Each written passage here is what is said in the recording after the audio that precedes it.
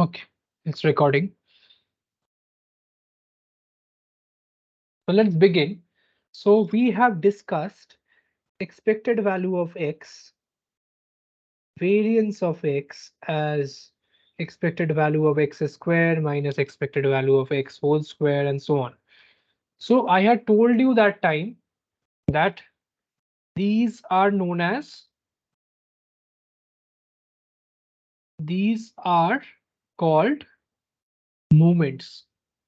So as you may have studied in physics in school, so the first moment would be the force into the distance and so on. So it's sort of x is the first moment. And then we have the second moment where you are doing multiplying by x square and so on. So the idea here is, so today we'll be doing trying to integrate,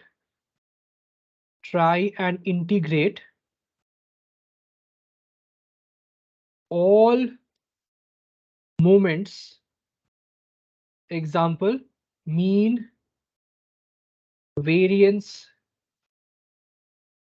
etc. into one function. Okay, so this is it's a fairly simple idea. There's nothing new, no new concept. So you, as I go along, you can tell me what to do as I'll be trying to prompt. For us, let us just define the MGF first. So we'll be starting with the definition of MGF.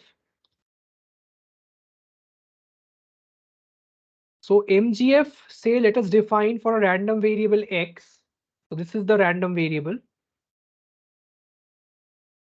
Say t is the parameter of the function. Okay. So that is defined as expected value of e to the power tx, where x is the random variable. So someone, can you tell me what will be, what will this be a function of? Without just seeing the parameter on the left side, and can you give me the reason why it should be a function of that?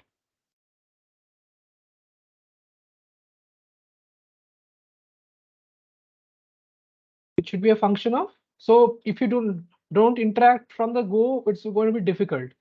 So it's very simple concept. We won't take a lot of time on into all this, just calculation. So expected value of tx, what will it be a function of? Where x is the random variable, we're taking expectation over the distribution of x.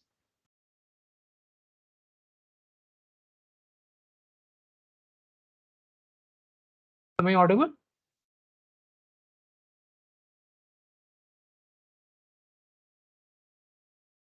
So when you take a say you have expected value of tx, what is it a function of?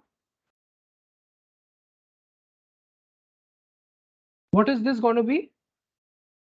What is the expected value of t into x if t is a constant?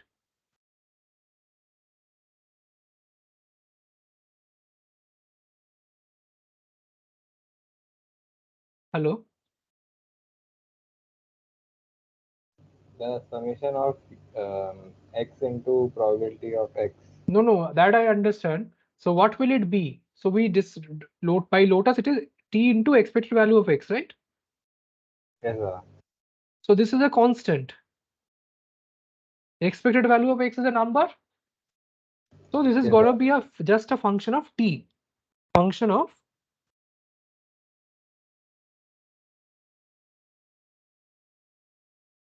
And any idea why we have written e to the power tx as the function here?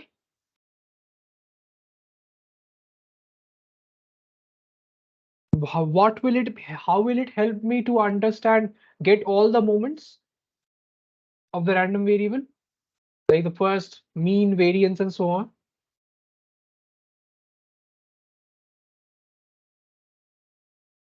See, what is the Taylor expansion of e to the power tx with t as the variable?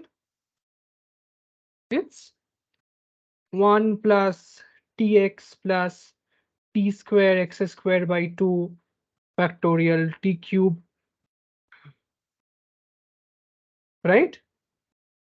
You agree? Yes, sir. So you see, so what will you have a function, this as a function of expected value of x to the power k t to the power k by k factorial, right? K equal to 0 to infinity. So are you capturing all the moments into this polynomial? All moments, right? So how do you get the kth moment of a random variable? How to get the kth moment?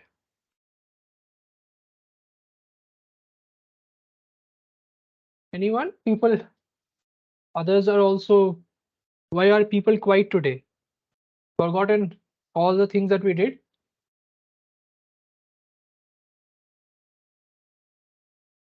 What is the kth moment? How will you get it? There's no difficulty here, right? You can get the kth moment. What is it? What? So this is a polynomial, right? Polynomial in T. So how to get the kth coefficient of a polynomial? So what you will do? You will differentiate the polynomial k times. So you'll get e to the power kx plus some summation ci's into e to the power of x to the power I. C will be some constant depending on the differentiation. These will take I greater than equal to I greater than k, right? And you will have t to the power of I minus k. Is this right? Yes. How did it happen? So first k turns all. So for example, x square plus 3x plus 6. What? So let's take another one. X cube x square 6x plus 7. So if you differentiate it twice, what will happen? So this will remain as x. You will have some constant here 6 times, and this x square will go away. This 2 will become 0, right? Will go to 0.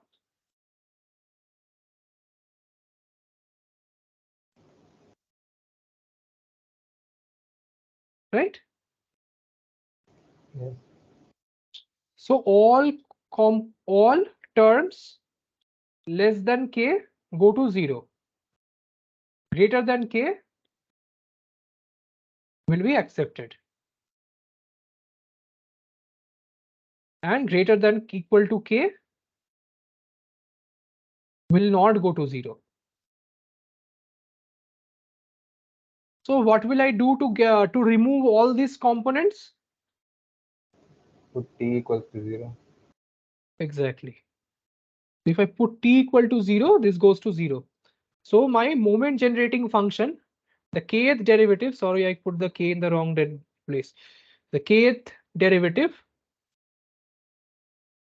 at t equal to 0 will give me the kth moment. Isn't it so concise? So the same function is giving me all the moments in just by differentiating it according to our needs, right? So let's try this. So I had given you a homework to find the exponentials mean and variance, right? Remember? So now see, it will be done in 2 lines. How will I do it? So what will be the moment generating function of an exponential? So how is it? What is the PDF of the exponential? If x of x is lambda e to the power minus lambda x, right? For x greater than 0. Yes or no?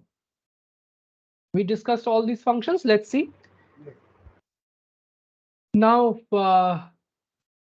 The other screen is stuck. okay. No, it's there. It's okay. So can you please tell in the group that we have, if you know anybody who is supposed to join and does not know, tell them to join, because generally we have 15 people. We have only 5 now. So they may miss out on some important details. So if you know somebody, tell them to join. It will be good on them. Anyways, so I haven't interacted with a lot of you for a long time. So can anyone tell me what will be the moment generating function of this expected value of e to the power tx? What will I expand it to? How will I compute it?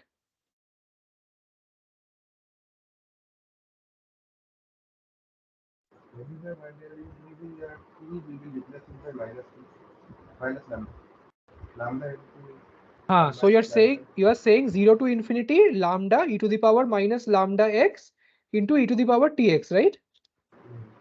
By lotus, we have seen this lotus formula. This is PDF into just the function, the law of the unconscious statistician into x. So how do you think we can simplify this? See, there's a trick in the integral.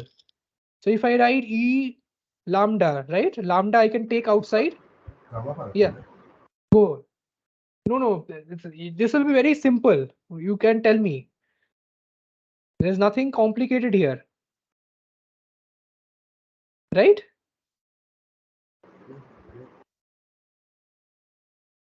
Do you see how I manipulated the integral? Yes. So now what will this become? For t less than lambda. I will select a t that is less than lambda. What will this become?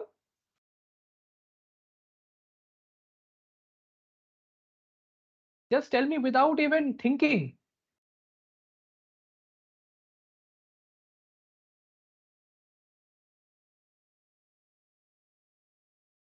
So what is this integral?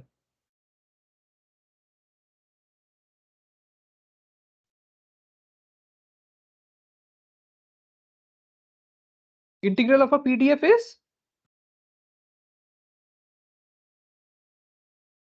over the entire range space, entire domain of the random variable will be 1, right?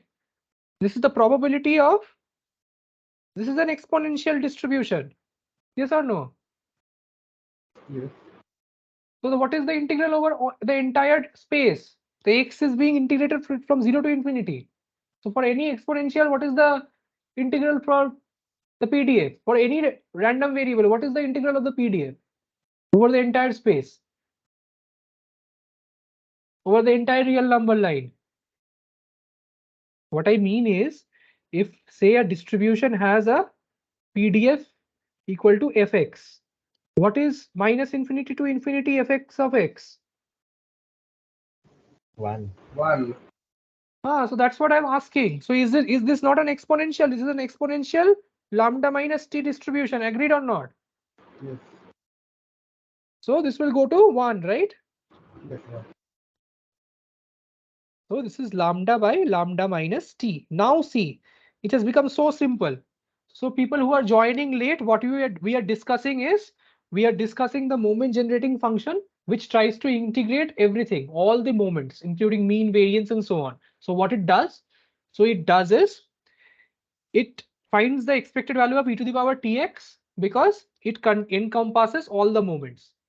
So if you compute that and take the kth derivative and set the value of t equal to 0, you get the tth moment, kth moment to be exact. So let's write it down. So the moment generating of an exponential is lambda by lambda minus t. Now you will tell me if you have understood what is the, how in one line, how can you say the expected value of x? How can I get the expected value of x? So I had given you as a homework, so you had found this using all the calculation x into e to the power lambda x, but you can directly find it from here if you have understood. We just differentiated once with respect to t. Very good. So it is the first moment. So others also, please try to interact. Otherwise, I will not understand what is your problem. This is lambda by lambda minus t whole square, right?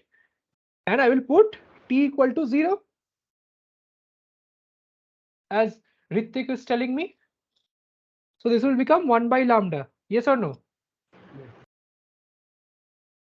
So similarly, tell me, how will you find the variance? Variance of x. I had given. we Go ahead. calculate we calculate the next differential also, and then subtract it from this and squared. Yes, yes. So we had done this. So you're saying you calculate the next derivative, right? So what is the next derivative? d dt of lambda by lambda minus. If you are not following, stop me. Minus at t equal to 0, 1 by lambda whole square, right? This is the mean squared. And what is this derivative? Minus or 2 times lambda by,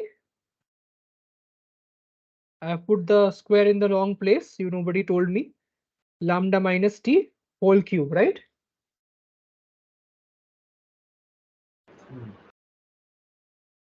So this is 2 by lambda square minus 1 by lambda square is equal to 1 by lambda square. See, it is so simple now to calculate all these things. I hope you are getting the essence, right? So anytime, so there is one more property of this MGF. See, MGF may not always exist. For that, you have the moment generating function without, there is a moment inducing function also, which is with complex numbers. We're not going into that. We'll assume that this is going to exist. Okay, because many moments may not exist for a random variable. The integral may not exist, right? So x to the power n PDF may not exist. In that case, MGF won't exist. So we will not think about that, but I just told you to be cautious. So somebody can ask you the MGF cannot exist.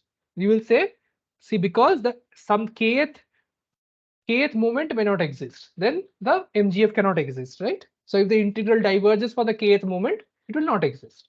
Simple. Okay. So my next question is, do you see that any random variable can be, so this is a theorem which will not be, is very advanced, but it is very simple to understand the intuition. See, for a particular random variable,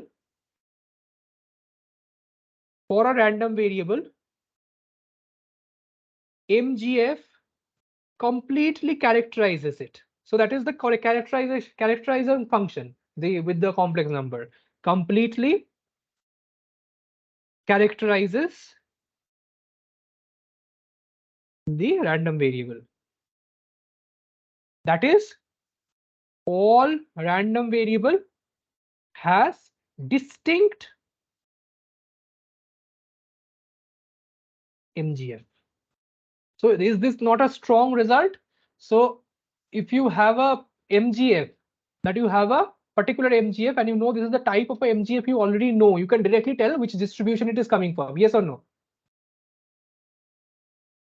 For a distribution, it should be distribution. MGF completely characterizes the distribution. So there is a one-to-one mapping between MGF and a distribution.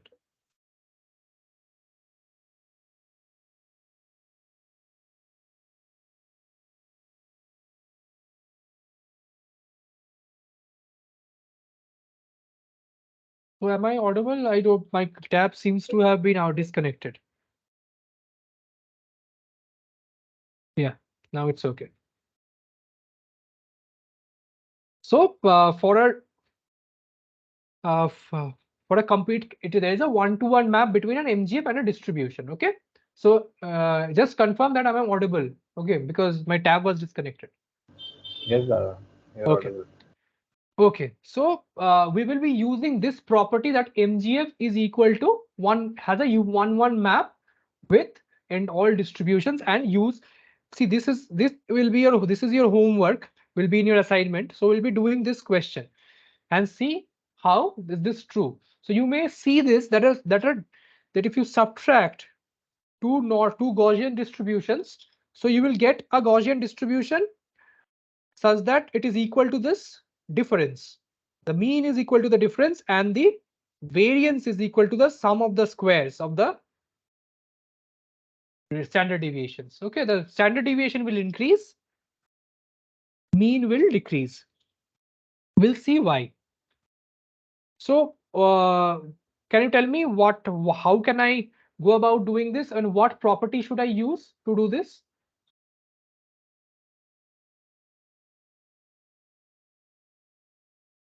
So x1 and x2 are IIDs. Okay, x1 and x2 are distributed as normal mu I sigma I. They are independent random variables, not IIDs, independent.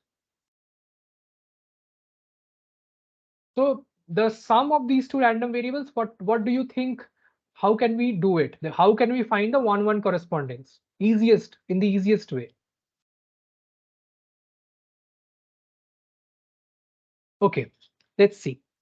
So I told you MGF and distribution, there is a 1-1 correspondence.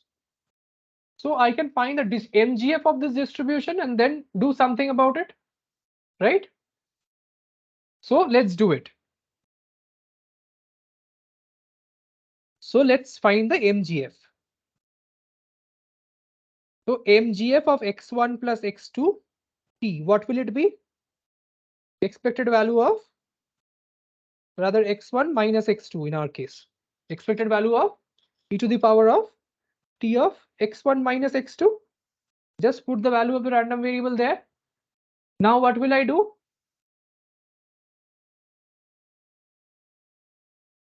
E to the power tx1 e to the power minus tx2. Can you tell me why is this true?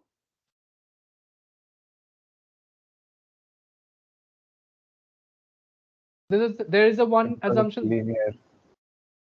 No, linear. This is linear. Each exponential is. They are independent. Yes, they are independent. So in xy is equal to dxcy. We already saw this, right? So you can separate out the two integrals if they're independent because they do not depend upon the joint distributions will be factorized, right? Since this is true,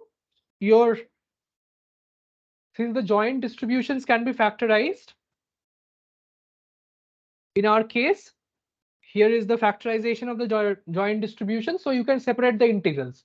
Who told me this? Just tell me your name. I think somebody new told me, na?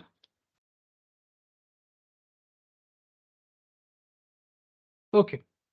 So what we'll be needing to do is we'll have to find the moment generating functions of two normal distributions. All right. So let's do it. We'll do the central limit theorem here. And let's do it here.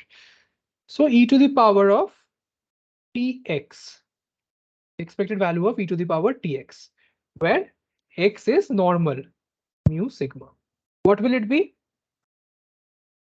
Now somebody has to tell me, otherwise I'll not understand if you're getting it.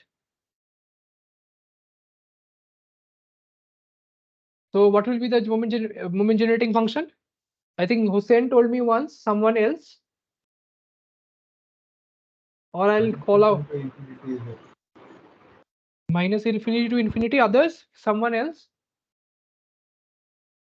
So what will we be using? We'll be using Lotus, right? because it's into that You're not audible. Can you be clear? it will be for tx into t. So into the PDF. If you're not e to the power minus x minus mu by 2 sigma square, right? We derived it last day. So now what can we do? So since this is again an exponential family of distribution, you see we can again make it an exponential like we did previously and make the integral equal to 1, right? So that is the trick that I'll be using. So e to the power of x minus mu square plus tx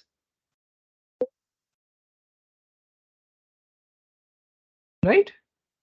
Is this okay? Right? So I have just multiplied two exponents, and now let us just concentrate on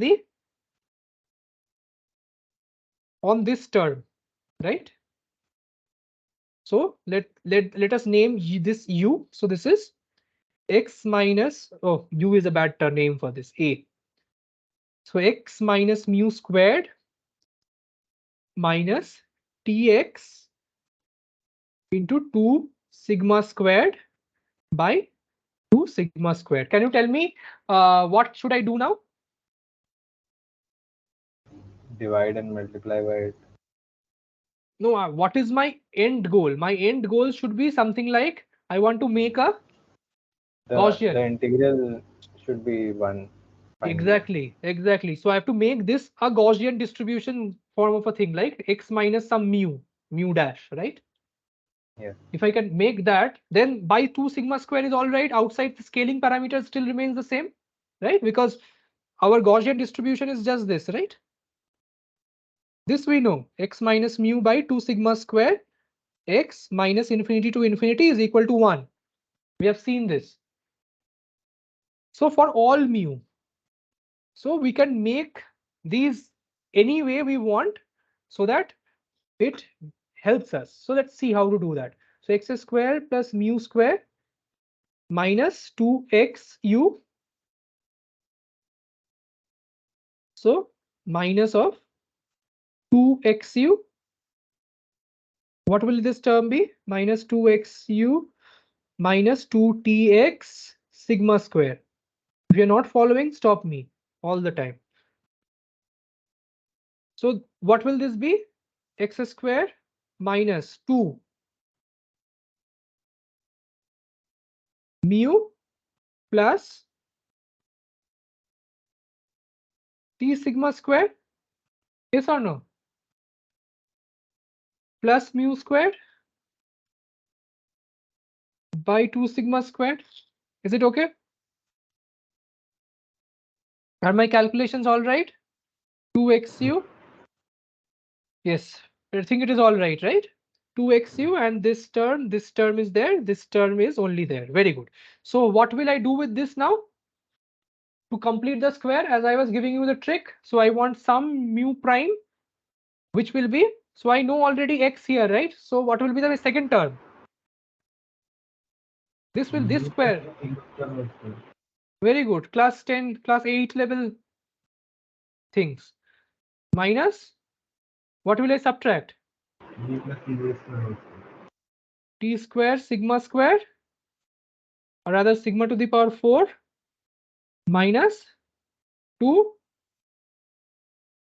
t sigma square mu, right? So this is mu square, right? This will become mu square or not? This is mu square. So I will replace mu square by this. Everyone agrees? Other than Hussein, everyone else understood? So this is mu Yes. square plus t square sigma to the power 4 plus 2 mu t sigma square. So if I subtract this term from here, so I'll get back sigma square. So what will I be left with now?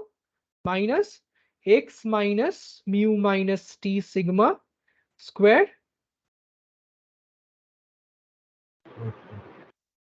Yeah, I don't think whole square is required because I'm putting a whole square here. Whole squared into, or rather plus t square sigma to the power 4 plus 2t sigma square mu whole divided by 2 sigma square. Yes or no? So this will become, so my exponent, this integral, what will it become?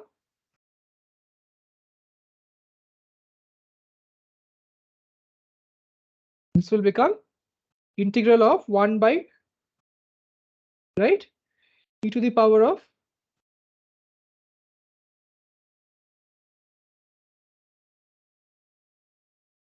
right dx, and what will I get outside?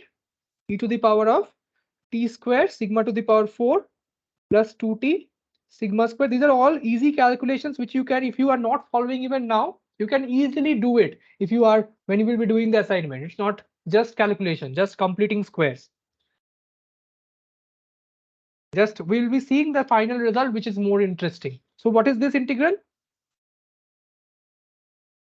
1, right? Yes or no? Yes. Because this is a normal distribution, normal mu plus t sigma square comma sigma square distribution. It goes to 1. So what do you get as the moment generating function? T square sigma square by 2 plus tu. Agreed? So now you see, corresponding to t square, you have the variance term,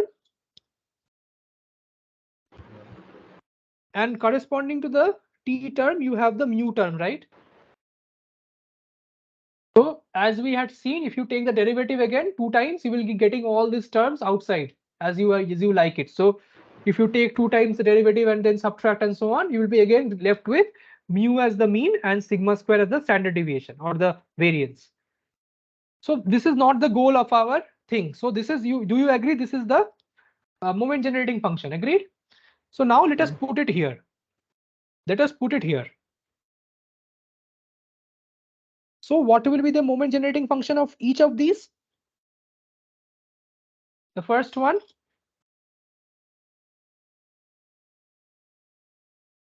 just replace the moment generating function. It will be done. Do you want to see it again? Just see, have a look.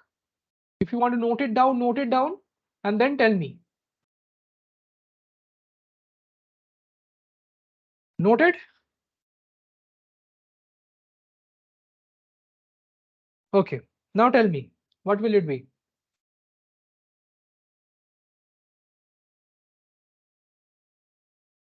What happened, man? E raised to the power t square sigma square.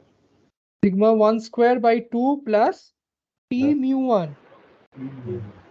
multiplied by the t2 and mu1 will Now be tell minus me T2, what will it be? Now we, instead of T2, what do we have? We have mu2. minus T. Minus T, right? Yeah. So minus T squared, agreed? Sigma 1 squared by minus of T mu 1, agreed or not? Just in place of T, you are putting minus T. So what will you get? E to the power of T square, sigma 1 square plus sigma 2 square by 2 plus T into, if you are not understanding this now, you will get it later, that how interesting and how important.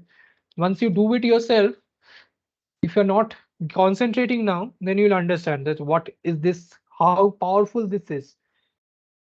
So you saw, now you see this is also a moment generating function of a normal distribution or not. So it's t square into some variance into t into some mean. Same form or not? What property am I using? There is a 1-to-1 map between an MGF and a distribution, right? So now what will it be? So mean and sigma. So this is mu of mu1 minus mu2 sigma 1 square plus sigma 2 square. Yes or no? From directly from the MGF, you will get this or not? Others? Just by doing the product, you got the distribution of this term. If you're not following, please ask me.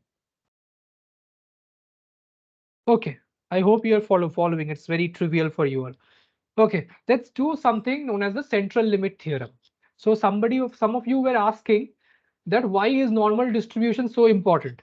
So here is the central limit theorem. What does central limit theorem say?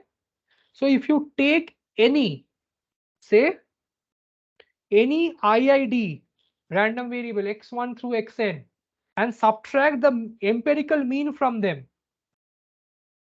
For now, in machine learning, you'll be subtracting the empirical mean, and here we are subtracting the real mean. Subtract the mean and divide by the standard deviation. What you will see is, as limit n tends to infinity, these goes to a normal 0-1 distribution. So this is also called Z scoring in machine learning. So all distribution you can convert to a normal 0-1 distribution this way by just subtracting the mean and dividing by the variance. If you want the intuition again, please ask, or I'll begin the maths. So, Sir, yeah. could you once again please tell me what the normal distribution basic was? I mean, what is really represented? Can you be loud, like clear? Sir, what was the normal distribution? Can you repeat it once? I mean, what was the baseline of normal distribution? What was the motivation? Baseline. Hello? What was the baseline on which normal Baseline, what you distribution was said? based? Baseline. I mean, what was the normal distribution based on what it was? Can you just please repeat it once? Yes. So I told you that day the normal distribution was the. Oh yes. So That if you are in a was the class, number. if you have some marks and number of people, so That around the tends to mean, zero, it will the main will be maximum. yes, and very few people will be at the end. It will be like a bell And curve. So when you will be, so finally when you're using a, so everything happens like this only. In physics also, the particles energy, very few will be having very high. So everybody will have the mean. So here what will happen is, the if you subtract the mean of the distribution from each of the data points, so what you'll be ending up with is a normal 0-1 distribution. So what does it say? So for very large numbers, you only go to the mean or to the normal 0-1 distribution. So if you play a lot of matches, if you do anything a lot of times, you are only going to have a normal 0-1 distribution if you subtract the mean and divide by the standard deviation, or you will be ending up with a normal distribution at any point in time. You will never have any other distribution. This theorem says that, right? If you can like visualize the strength of this theorem, then you have understood statistics, the beauty of this theorem. Let's see, how will you do it? So any idea? So I'll give you a hint first. It's not easy on the onset. So I will write Sn as summation of xi from 1 to n, right? but sir, what if the number of n is not very large? Then it will Then you not will follow have the an theorem. approximation that we have used Chevyshevs and all those things. You can Uh, use approximation. That will also be an epsilon bound. You will get an epsilon bound. You will be, as you study more of this is because I'm laying your foundation. You can just find epsilon bounds. Some questions you'll be doing in your assignments also on the epsilon bounds. So tell me. So this is what we are talking about. Yes or no? So let us name this as some z. Right? This is same thing. I'm writing this in this form. Yes or no? Agreed? If Sn is the sum of all the random variables, I'm writing mu n mu as summing n times. Yes or no? Did you understand what I did? I have, Yes, sir. this is Sn minus n mu by this same equation. Yes or no? I have just numerator. I have written xi minus mu n times. That's good. You understood. Now tell me, what is the expected value of Zi? So let's name this as Zi. This will be easier to understand. What is the expected value of Zi? Somebody?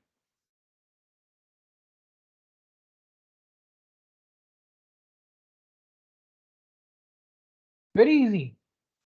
If you are not being able to tell this, there's seriously something wrong. Zi is expected value of xi minus mu by sigma. Yeah, tell me.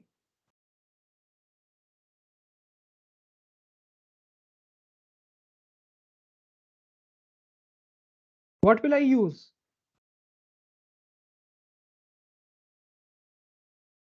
Linearity of expectation or not? Yes. So what is mu expected value of xi?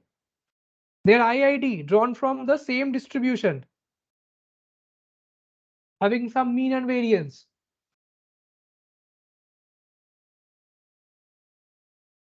What is this? You remember the expected value of constant was constant? Yes. Because it's nothing but the c into f minus infinity to infinity dx. C goes out, you get 1. Right?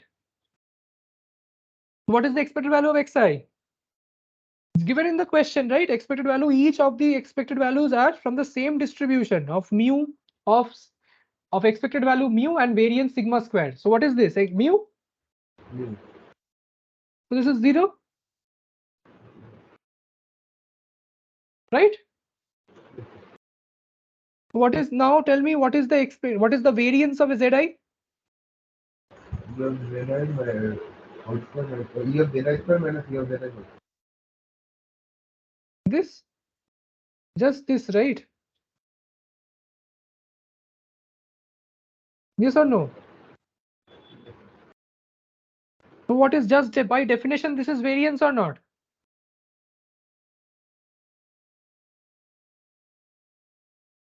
Sigma square or not?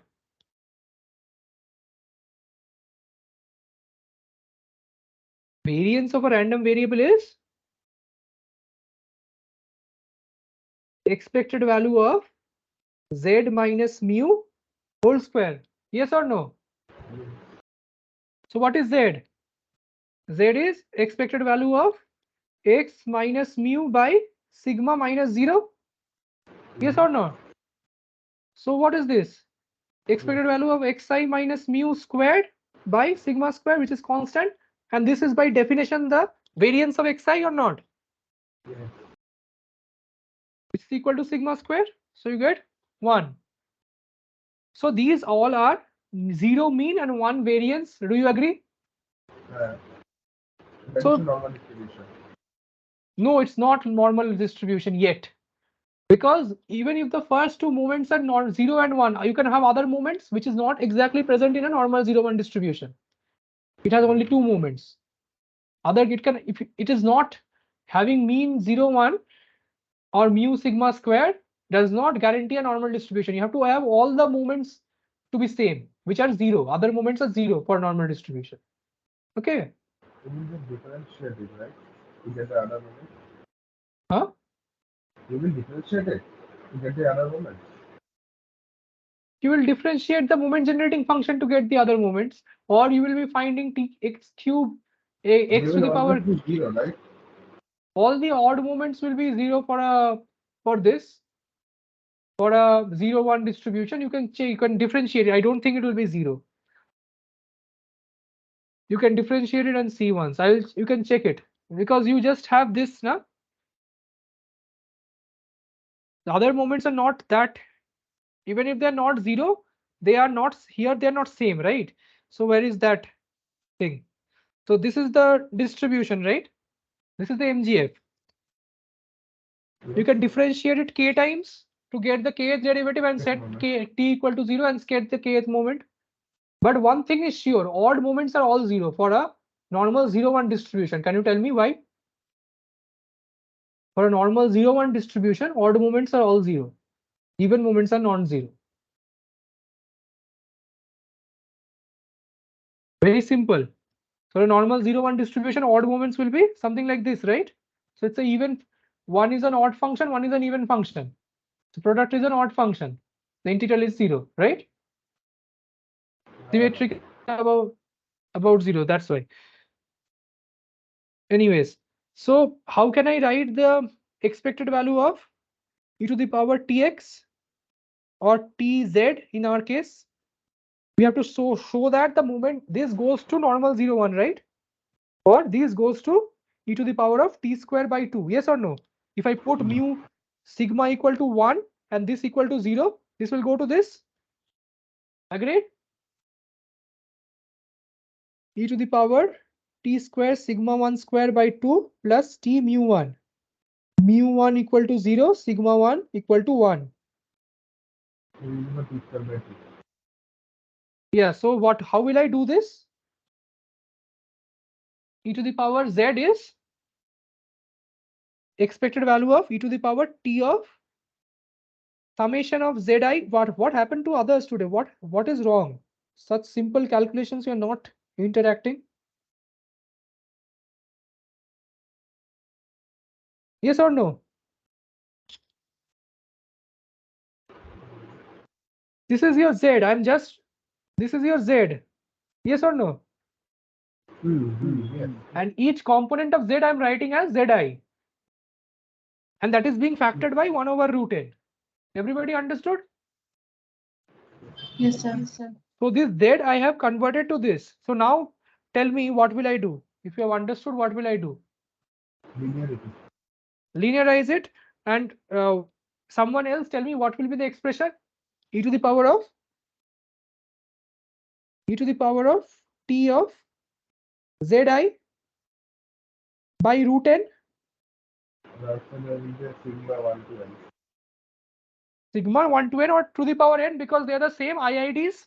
Yes. IIDs. Sigma 1 to n means to the power n for IID, because they have the same distribution for all of them. Yes. Yeah, go ahead. No, yes. Expected values will be always same. Yes, expected value will all be the same. That's what I'm saying. So now what will I do? You recall, how can I? The only reason I was using an exponential distribution was because I could have all the moments. So what will I do with this? I will break it up, right? Using Taylor expansion. So someone else tell me, Ritik or somebody. Ritik, Irfan, Brahmujit nowadays does not interact. Manushrija, the Soham Datto. What will happen?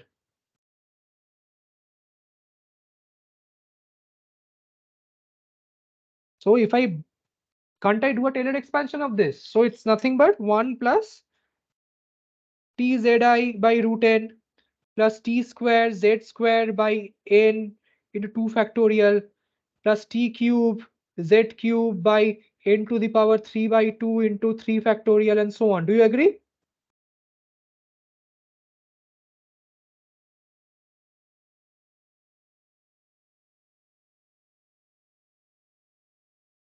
Yes or no? Yes. And it is not right? So you have expected value of zi's. Yes or no?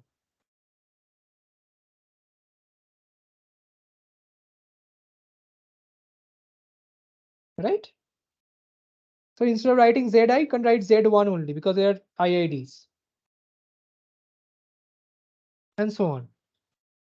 Right? So I have just written the Taylor expansion and use linearity of expectation, right? There's nothing else that I have done. So now what will I do? What are these terms? Do you agree these all go to 0? At limit n tends to infinity? Yes, so we will apply that one limit n tends to infinity and 1 to the Good. power infinity form. Very good. So 1 plus x, we knew that f of x 1 by gx limit x tends to a if f of x limit x tends to a equal to limit x tends to a g of a equal to 0 or infinity. We can just write e to the power limit fx by gx. You can take the log and see also, but it's very simple. It's a standard algebra equation, right? We know this. So as she's telling me, this will be limit or e to the power of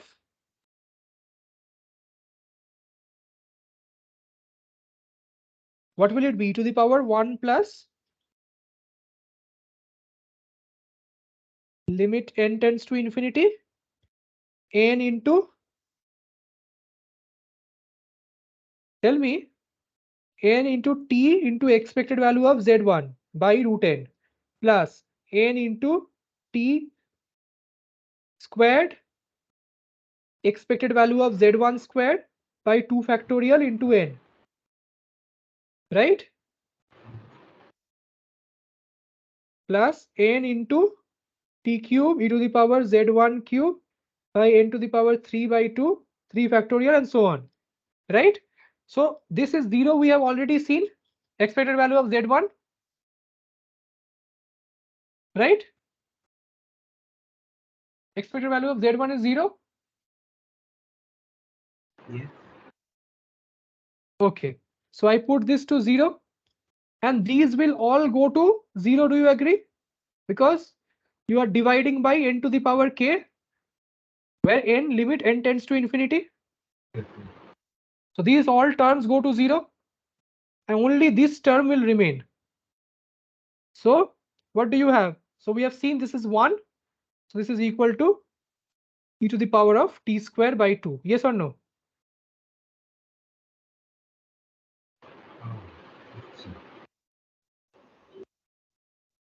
Okay. So what does it mean? This is equal to normal 0, 1 or not? Right? Others? So this will end our random variable discussion and we'll be doing into random vectors and we'll be going into random processes now. Two things we'll be doing on random vectors. So see, till now what we did we do? We were discussing only p of x less than equal to x, right? From now onwards, we will be doing a joint. So this is, we have already done this, if you remember, in the last class, right? P of x less than x, y less than y. So all of these will be, if you have n random variables, so say x is a vector, right? x1, x2, dot, dot, dot, xk. So what will your PDF be? X, say, let us write this as cryptex. So a random vector is defined as mapping from the sample space. You have this sample space. Each event is mapped to a vector, n-dimensional vector.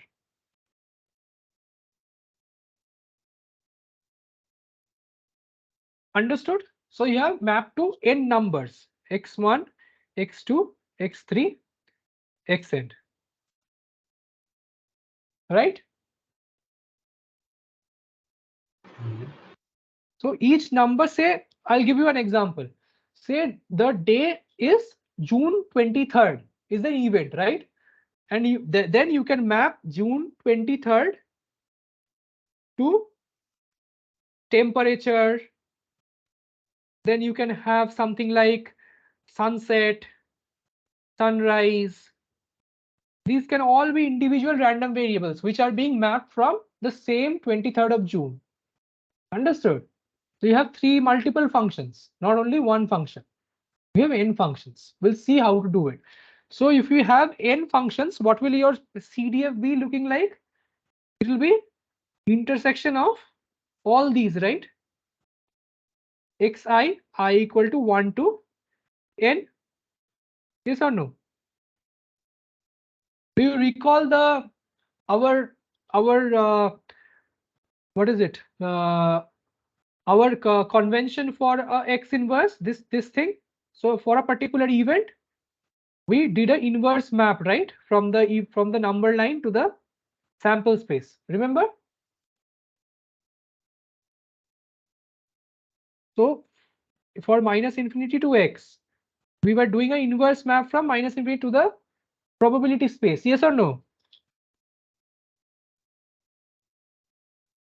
This was your probability of x less than x.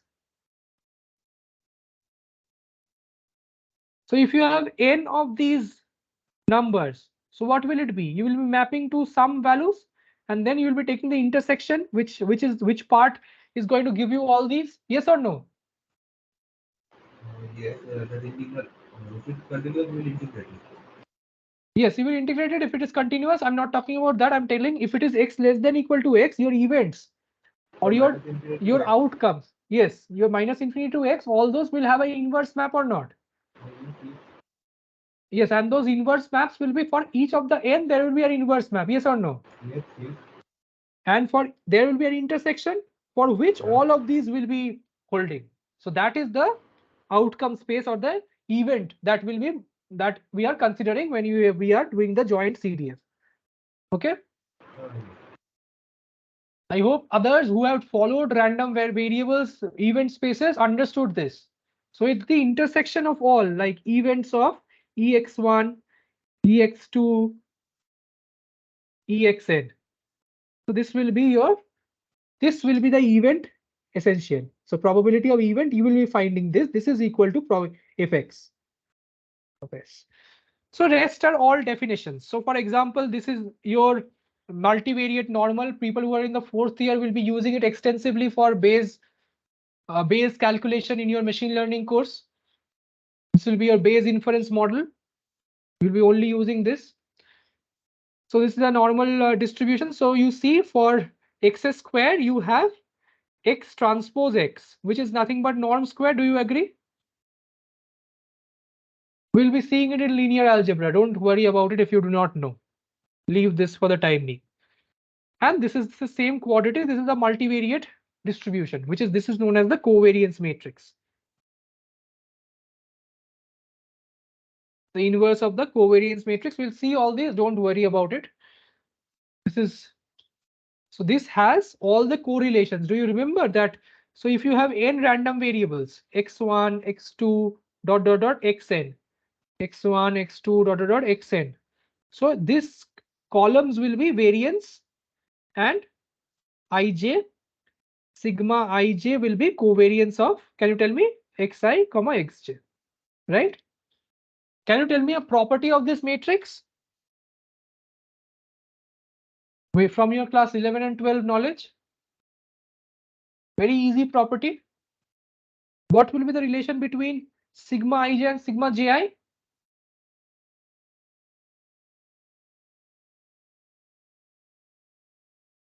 Sir, the matrix will be symmetric. Very good. So because covariants are same, covariants are repeatable, right? So we had seen covariance to be expected value of xi xj minus expected value of xi to expected value of xj. Yes or no? So this will be a symmetric matrix. So in machine learning, it will be very interesting because you can use covariance matrix for, we'll be seeing for eigenvalue decomposition, we'll have perpendicular eigenvalues. Leave out all these things for the time being. So we have described joint distribution. Last day we did something like the marginal. Do you remember? So if you integrate out all the possibilities of x by law of total probability, what will you be left with?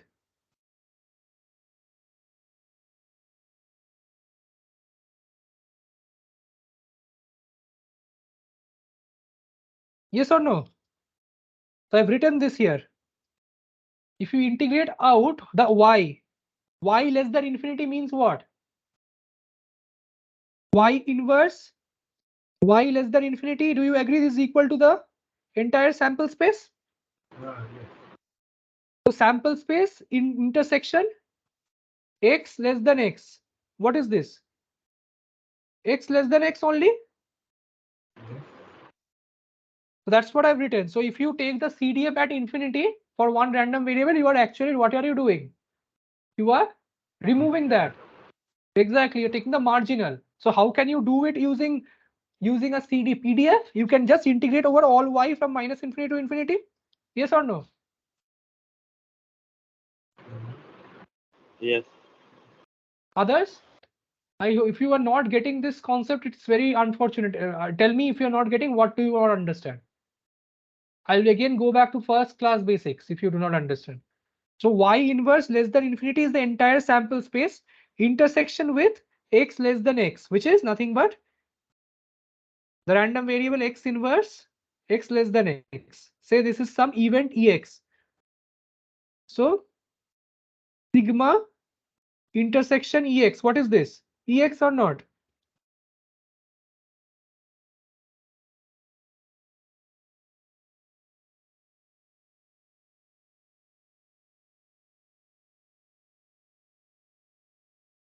Yes or no? Intersection with the entire set of any set is that subset, right? Any set is a subset of the entire set. I hope you understand. This is very trivial. If you don't, you'll ask me. So similarly, if it is true, so how can you get it to infinity? By just integrating y out. That's what I have done here. Similarly, conditional distribution will be the same. So we have seen xy by probability of y as probability of x given y.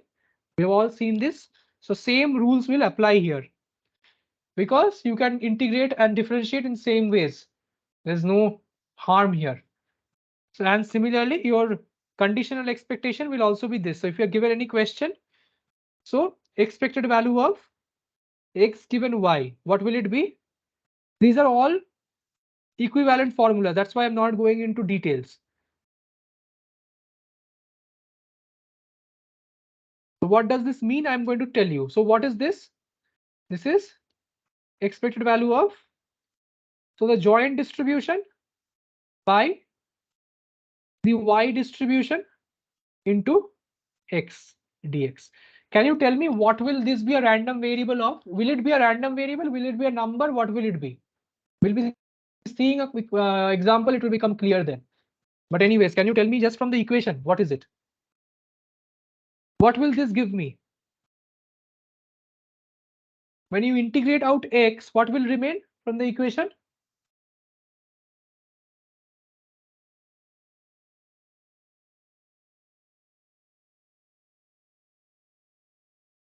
F of y, right? Some f of y will be there. Some function of y. So expected value of x given y is a random variable.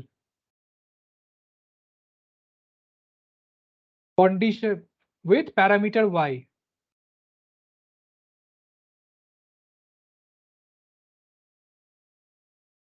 Okay. So let's do a question. It will become clear then.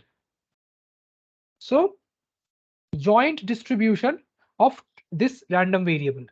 So x square plus y square less than equal to 1. It is given that in this region, this is equal to 1 by pi, 0 otherwise. So can you tell me what is this? What type of distribution is this? How will the picture look like of the PDF? This is the PDF of the joint distribution. What will it look like? From -1 to +1, it will stay fixed at 1 by pi. It will be a circle, right? What is x square plus y square less than 1? The area inside a circle of radius 1. Exactly. So, and if I integrate this, x square plus y square less than equal to 1 by pi dx. What is this? You just told me, Brahmujit. What is this? What is this area will be? 1 by pi into Dx 2 pi. dy. It will be 1 by pi into 2 pi. Pi. in 1 by pi into 2 pi. Pi. Even pi. Pi into 1 square, right? This is like, Yeah. this integral means what? This is the double integral, your first year multivariate calculus. I confused it with the perimeter. Yes, so this is nothing but the area dx dy. Dx dy x square plus y square less than 1 is the area of the circle, right? What is the formula of the area? Yes, so you will get 1. So this is a valid CDF or PDF or not? That is PDF. Correct. So now what will I find? So if once you do this question, this entire idea of a joint distribution will become extremely like crystal clear to you. So I want to know what is this, right? What is this? This is the conditional distribution of x given y. Yes or no?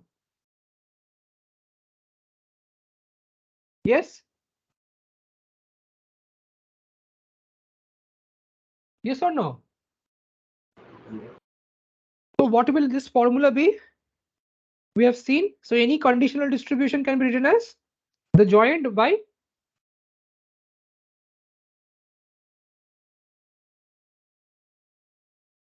Do you agree? Yes, sir. This is the joint, or this is similar. This is exactly same as P of xy, right? If you integrate them.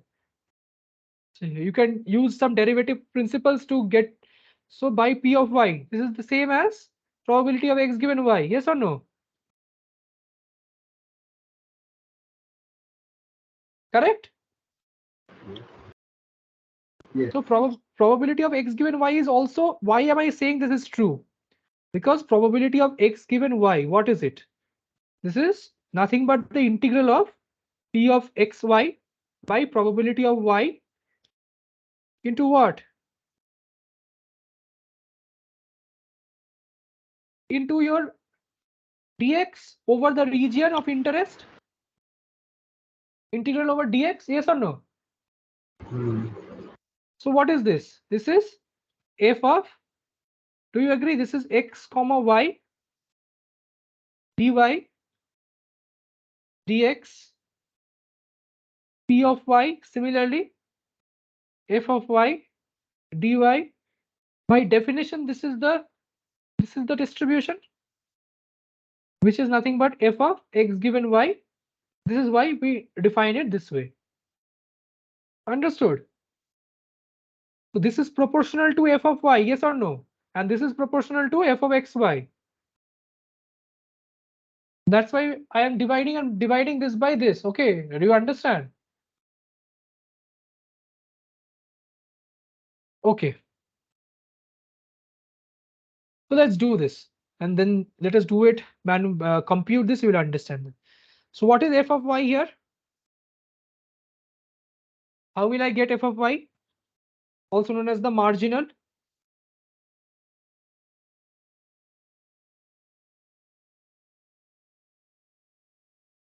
How will I get this?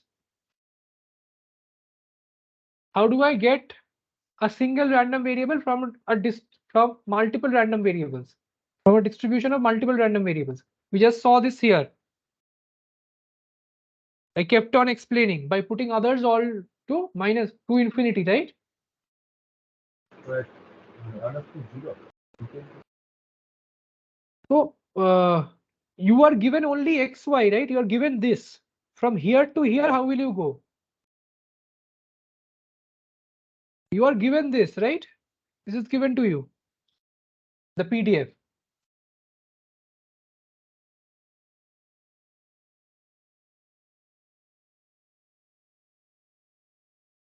Array? I explained it for so long. In the We inverse. look at this. Look at the left hand side of the marginal. I'm writing here. I showed this, right? And what did I show? That x, probability of x less than x of x. How do you get from probability of x comma y? Yes or no? Yes. So what is this? This is nothing but f of xy of x comma y dy whole integral from minus infinity to infinity. You are just integrating over all values of y by law of total probability. Yes or no? Yes. Yes, yes, sir. So this will be integral of whatever is not here, you will integrate it out. This is called marginalizing. From minus infinity to infinity. So, but you have to be a bit careful here. Can you put minus infinity to infinity here? A region No, minus A. 1 to 1. That also you cannot put, because say your value of, so if I integrate from x is equal to minus 1 to 1, right? Agreed? So you're not accounting for the value of y here then. So for a particular value of y, say this y, right? Can x take all the values from minus 1 to 1? So why is this? So x can only take this value, right?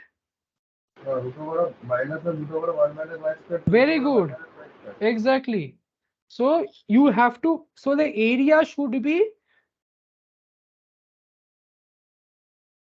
A should obey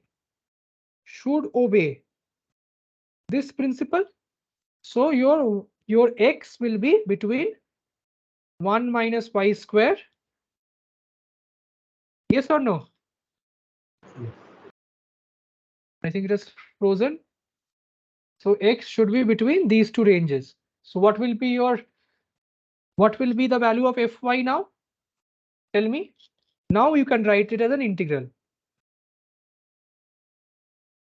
What is the, always remember you have to, when you are integrating x out, you are left with y. So So that particular y implies that the entire sample space becomes from of a the entire sample space of x becomes from root over 1 minus y square to 1 minus y square.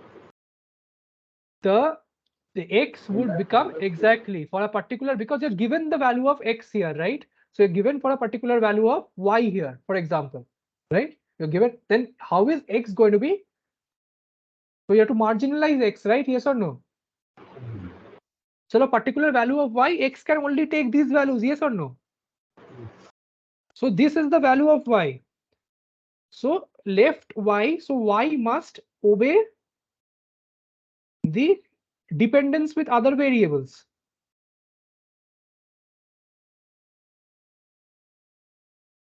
So if you are going to integrate, can x take all the values? Given a value of y, probability of y less than equal to y, x can only be between. Do you agree or not? This is equal to saying probability of x between minus. This is why I'm getting this integral. So 1 by pi times, what will this integral be? From, just recall, right? F of xy, x comma y, dx, right? From 1 by minus y squared to 1 by minus y squared. Agreed or not? What is this? What is this value? It's uniform, right? 2D uniform. What is the PDF? 1 by pi. 1 by 5. 1 by pi, and then you have dx. So you get 2 1 minus y square by pi. Yes or no? Very good. So you see that your x, now you see the f of x given y, what will it be? What will this be? X comma y is the, you divide the joint by the marginal. Yes or no? Just conditional probability basic law. So 1 by pi into 2 into 1 minus y square by pi, right? So you get 1 by 2, 1 minus sigma square. So do you see what is this? Can you see the relation that x given y is distributed as what function? Can anyone tell me? I'll be very happy if you can tell me.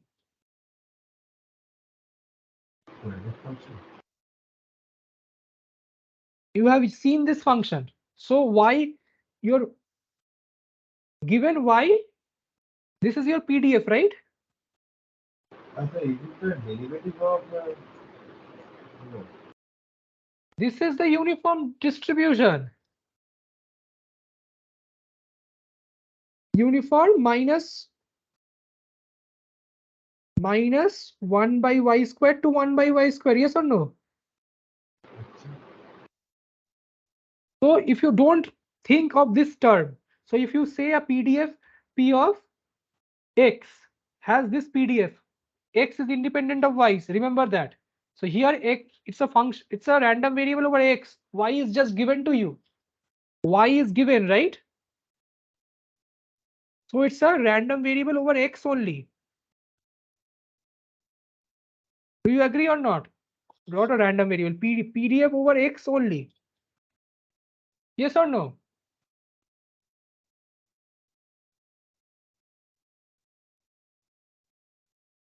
Does this depend on X or not? Does this depend on X, P of X? Does P of X depend on X? No. Not depend on X. That's what I'm saying. So, and your X can be That's any. why it is a uniform function. Yes, it's a uniform function, right? So you can integrate this from -1 by this to 1 by this, 1 by 2. So I am integrating P of X, right? Yes. Dx from over all x minus infinity to infinity. 1 minus y square dx. This is equal to 1 or not? Yes. So this is the Should not- uniform should variable. not come one. Huh? It should not come one. I mean, it would have been. It would have been one, right? This should be It's 1, supposed to right? be This, one. this is a, yes, it is, of course, has to be 1, but it is, but do you see that the weight? Do you remember how did we define a uniform distribution? Uniform a comma b? It was 1 by b minus a, right? Right. For x between b and a. This was your PDF. 0 otherwise. Yes. Here also it's the same thing, right? It's a constant. This is also a constant.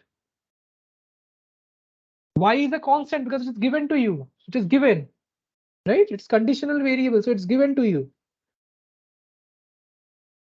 Agree?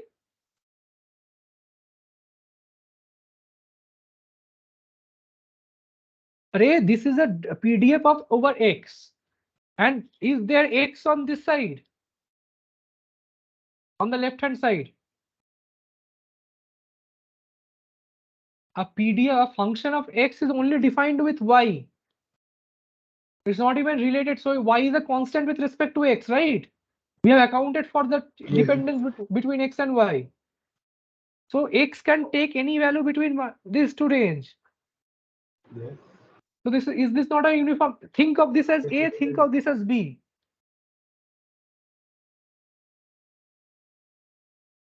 Can you not think of this as A and B? Oh, yes, yes, then b minus a is 1 by 2 root over 1 minus y square. Yes. Yes, it is a uniform. It will be fine.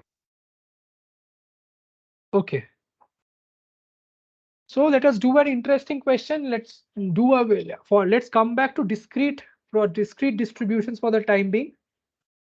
And then we'll be finishing random vectors, random variables, MGFs, and we'll go to random processes, which will be very short. We'll be doing Markov chains and calling it a day. Okay. So can you tell me how to do this question? So here it's again a multiple random variables are given here. So so you have said a chicken lays n eggs, which is according to some Poisson distribution, Poisson lambda. This is also known as the chicken egg problem, right? Now, x given the number of eggs is distributed as binomial np. What does this mean? X is the number of eggs that hatch. Can you tell me what does this mean? So the first chicken will lay eggs, which is random, right? First, the chicken will lay eggs, which is random, and then from that random set of eggs, you will have random number of hatches. You are told to find what is the expected number of hatches. See, nothing is given to you here. So it's a two variable random variable, right? Two random variables. The random vector x comma n, both are random variables. Do you agree? So can you tell me, can someone tell me the story what is happening here? First, what will happen?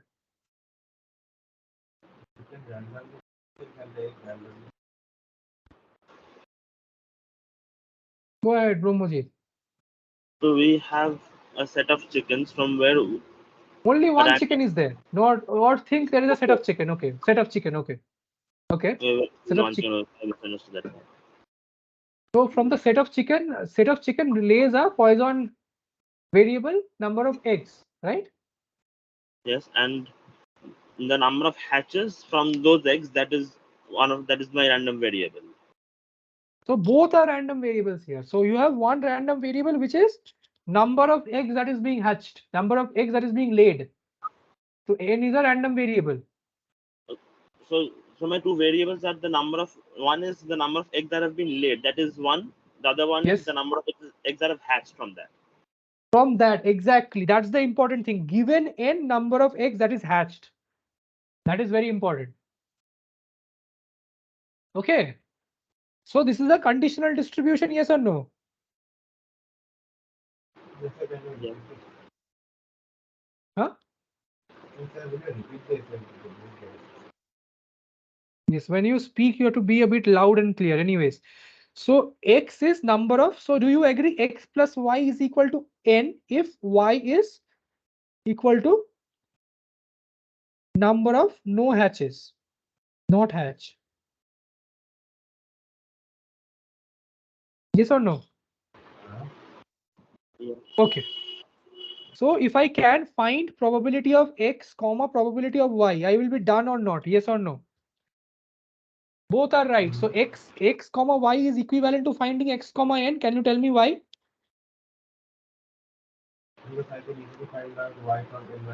Exactly. So once you're given n, you can easily find, given n and x, you can find y. So let's see. So do you see probability of x equal to small x and y is equal to small y? How can you write this? So I have told you what is the most important thing in all of statistics is conditioning, right? So how do I do? How do I condition this? Using Bayes rule. To bring in both the random variables. I don't have n yet.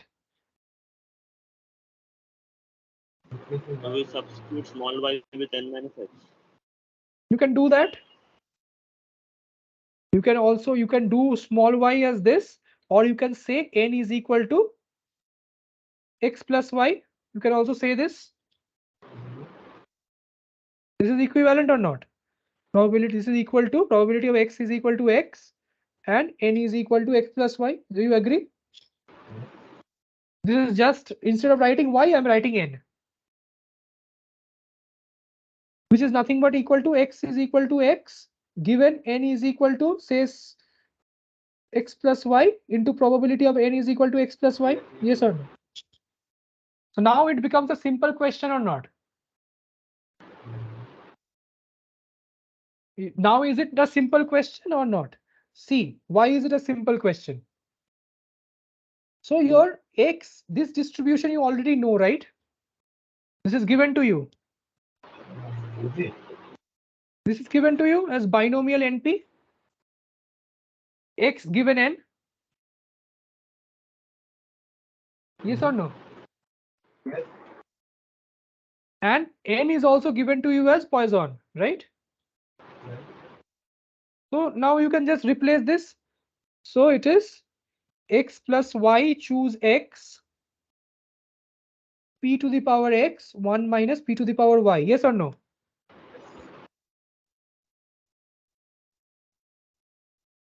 Yes or no?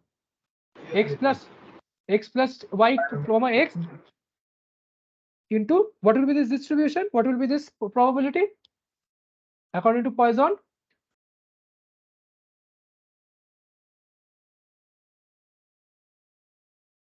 Tell me. Poisson x plus y, what is it?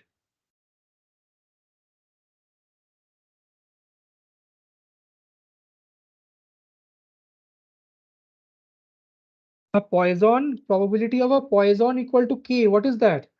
Lambda to the power k e to the power minus lambda by k factorial. Everything you've forgotten or what? I say. So much discussion we did on Poissons and all. Lambda to the power k. K, what is the value of k here? X plus y. E to the power minus lambda by x plus y factorial. Yes or no? Yes. So now what will it be?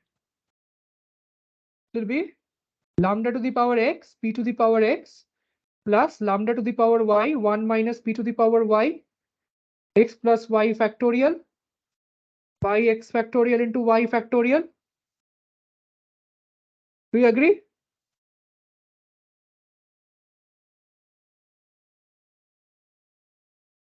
By x plus y factorial. Yes. So this and this will cancel or not? It will cancel. So lambda to the power x. So lambda p to the power x by x factorial into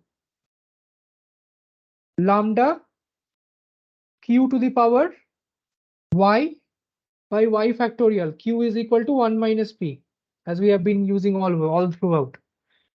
Into e to the power minus lambda. Can you see the relationship from this? Or if you cannot see, tell me, think about it. How can I make this into two known distributions? Is it Poisson itself? No, it's not Poisson. It is Poisson, but how will I? But this is lambda, na? These are Poisson is lambda to the power k e to the power minus lambda by k factorial, right? So these two are matching. So what is here? What is the lambda for Poisson? Lambda p is the new lambda here, and here lambda q is the new lambda.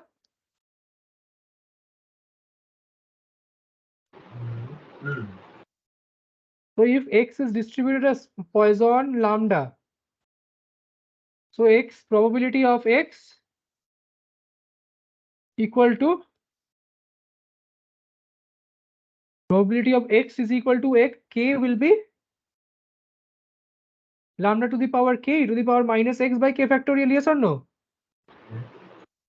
So I want, so do I have lambda here anymore? I have lambda p, right?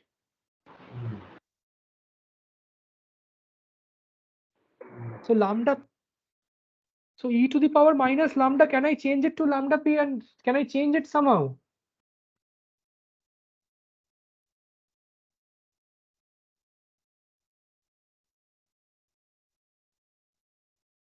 Pay a bit of it.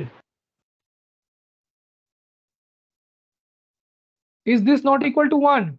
Q is equal to 1 minus p.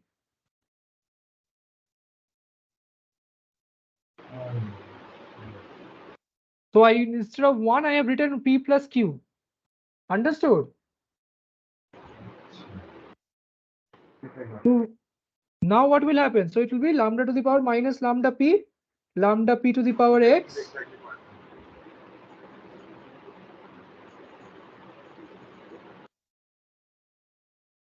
What is this? This is Poisson lambda p into Poisson lambda q. Yes or no? So if your x is distributed as Poisson lambda p, y will be distributed as Poisson lambda q. So it will be probability of x is equal to x into probability of y equal to y. This is equal to probability of x equal to x, y equal to y. So you have a independent distribution. Do you see independent variables? These random vector components of the random vectors are independent. So tell me, what will be the first question? Joint distribution you have found? Product of two Poissons? Yes. Are they independent? It is yes, because it's product, it is productifying. And what is the expected number of hashtags? Which is lambda p, right? By definition of Poisson, the mean is the parameter of the distribution. So just finding this gives you all these answers. So last day, I had shown you random variables transformation. Today I'll just tell you how to do transformation of random vectors. And there is a homework you will be getting in the assignment, which you will be doing to understand how to do it. It's just calculation. Do you remember for random variables, transformation was like this.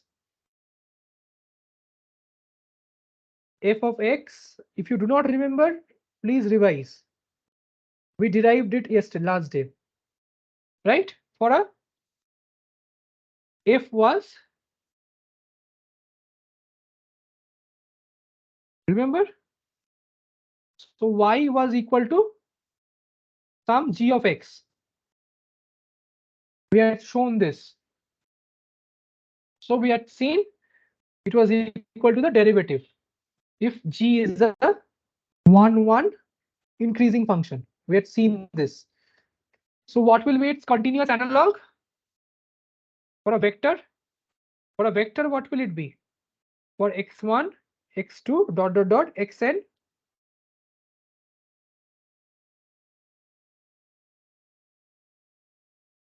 This is will be equal to y1, y2, dot dot dot, yn, y1. You have to just replace y in terms of x, and this derivative, what will it become?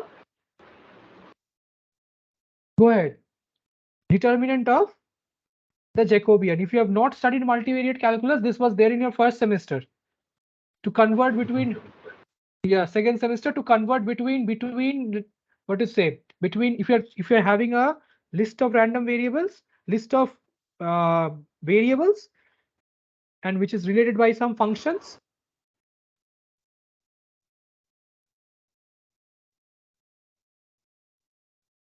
and so on. I'll show you. So you will be finding the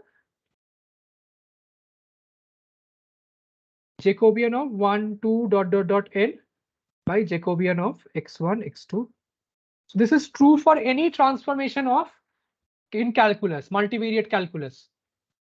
This is not only true for this. So you recall, if from r to dr d theta, dx dy was converted to dr d theta using the Jacobian only. You will see, you just go and revise your Jacobian once. It's not enough time to revise the Jacobian here. I will not miss the entire crux. But Jacobian, if you just want to calculate it, what will you do? Say y1, yn. So this is, since you do not need the Jacobian concept as such, you can just calculate it this way.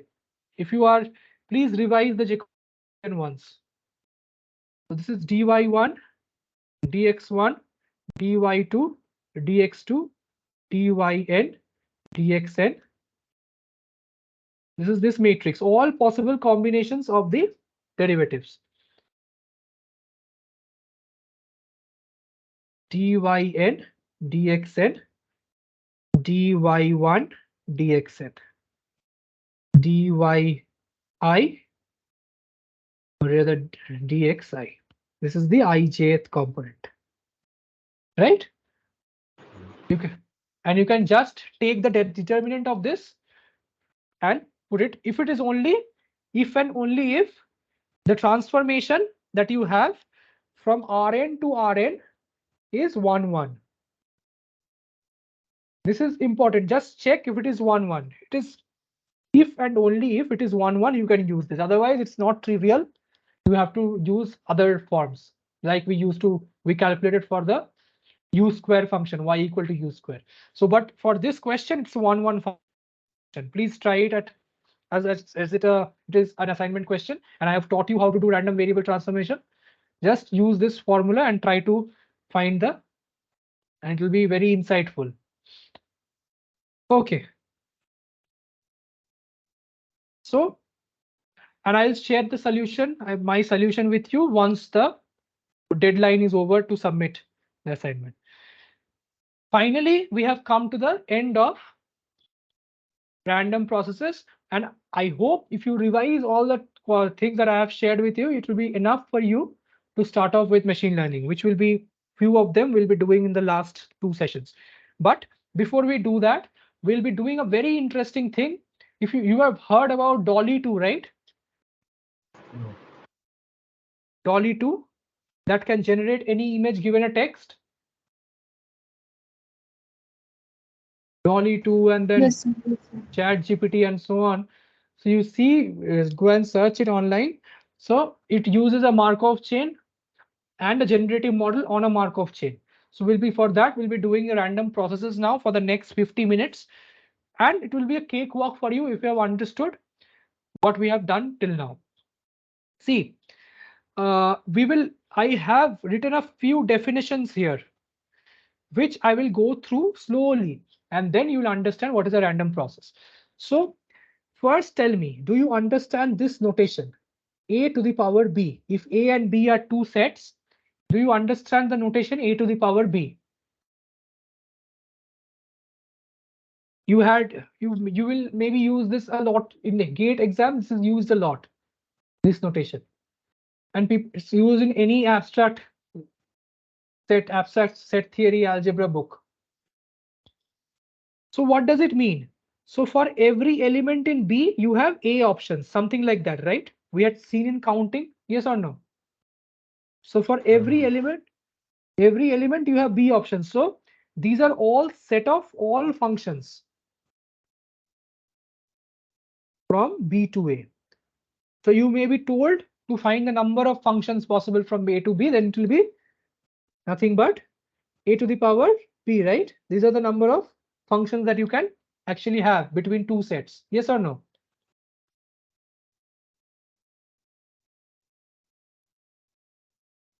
If you have not understood, ask.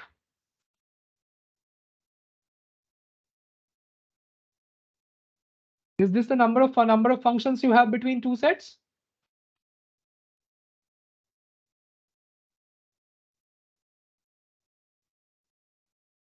See, for every element in B, how many options do you have to map it to?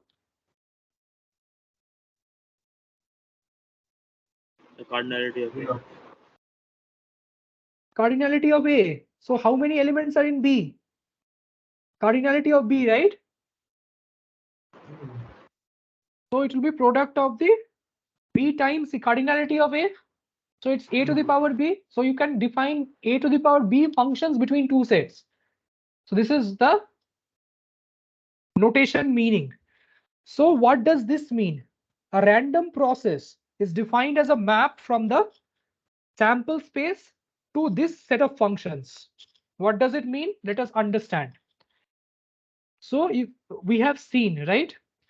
X is a random variable if it maps from random variable to the real number line. Agreed? It was mapping from the sample space to the real number line, right? Now we have also seen subsets of R, yes or no? We have also mapped X to subsets of R. For example, 0, 1 discrete set in a Bernoulli distribution. 1, 2, n in a binomial distribution. 0 to infinity in a exponential distribution. Remember? Yes, sir. So we can define any subset of range set of the range set as the codomain set. Rather, any subset of the codomain set as the range set. Do you agree? For a function to hold, it can be between any two sets, but we can always select a subset, right? Which is also known as a into function. Remember? So you can always map to a smaller set. So I will be mapping from my sample space say to a smaller set. This can be anything, which is a subset of R. And there is my index set T. And my random process maps from this to the index set this. So what does it mean? So X will map X of omega will be what? So what can you tell me? What is this? we just defined. What is this right hand side? It's the set of all functions. What is the set of all functions such that it maps from t to x, right? So if you're not understanding this definition, we'll come to a simpler definition as well. But I just want you to visualize it this way. This will become easier otherwise in that case. Right? We have used this definition or notation or not? Yes, Right? sir. So a to the power b is the set of all functions we just now saw there, right? We saw it's a set of all functions mapping from b to a. Yes or no? Some function will map 0 to k, 0 to another will map 0 to 11 and so on. Right? So here your x will map omega to this set. So it's mapping an element in the sample space. Omega belongs to this to a function. Do you see how, what is the definition now? So once you have this omega, right? So you have a function ready for you, which is defined on all t, and this is your x. Yes or no? So for a particular omega, you will be mapping to one function. Another omega, you will be mapping to another function. Yes or no? Yes, sir. Others? So, Can you repeat this part? so do you understand this definition or not? Then we will come to the next part.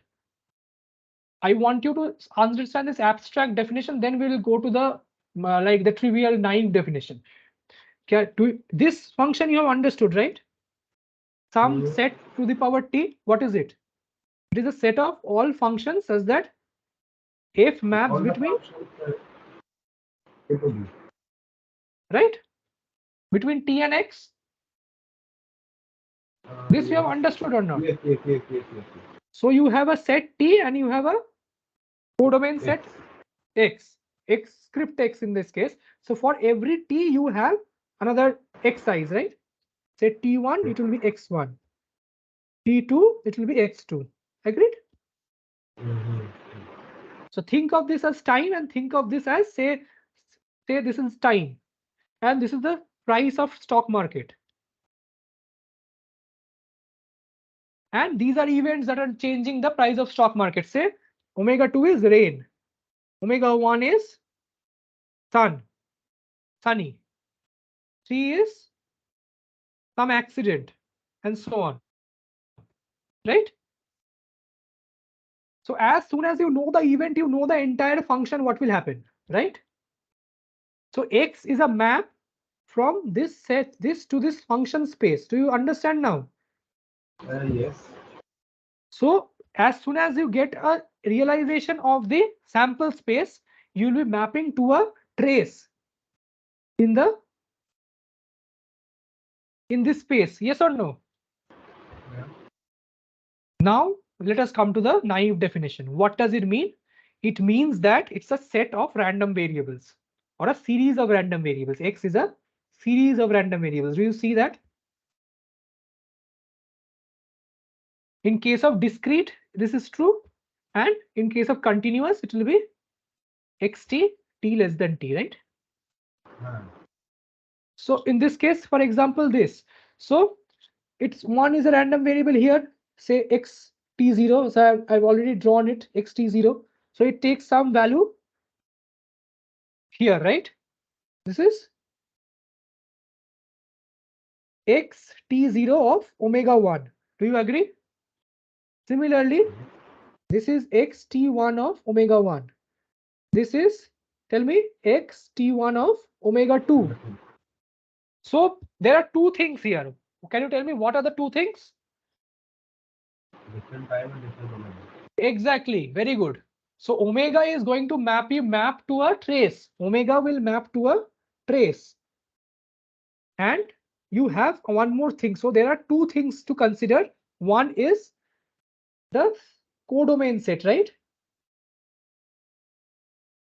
Or the index, or what set do you are saying? This set X, which is a subset of R, range set of the random variable, random process, right? And there is a time, which says that if it is a sequence or a process. Okay. Let us take some examples. It'll become, we'll do 5-6 examples before we go to Markov chains. See, so if your time is continuous, and so these two are time continuous, right? Time is continuous.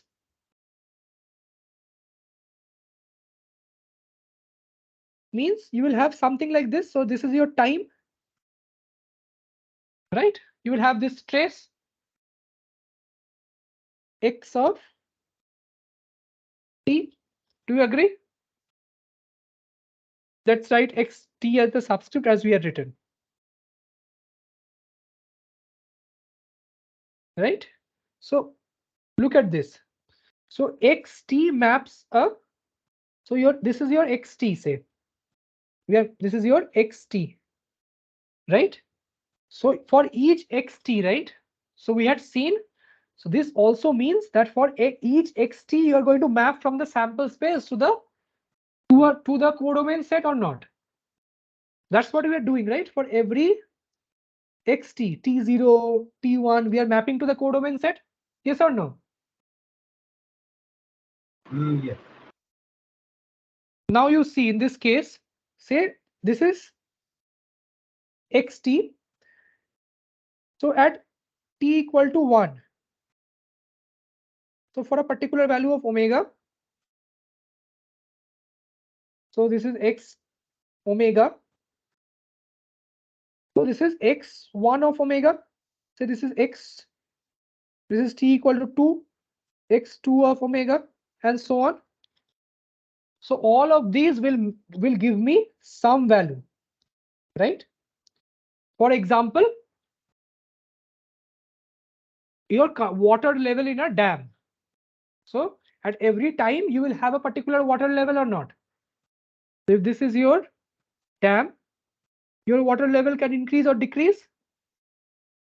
And for every time, so your time here is the index set, and the level of water is your is the codomain, right? Is the mapping to the random variable is mapping to that level of water. Yes or no? So x is going to map from omega to.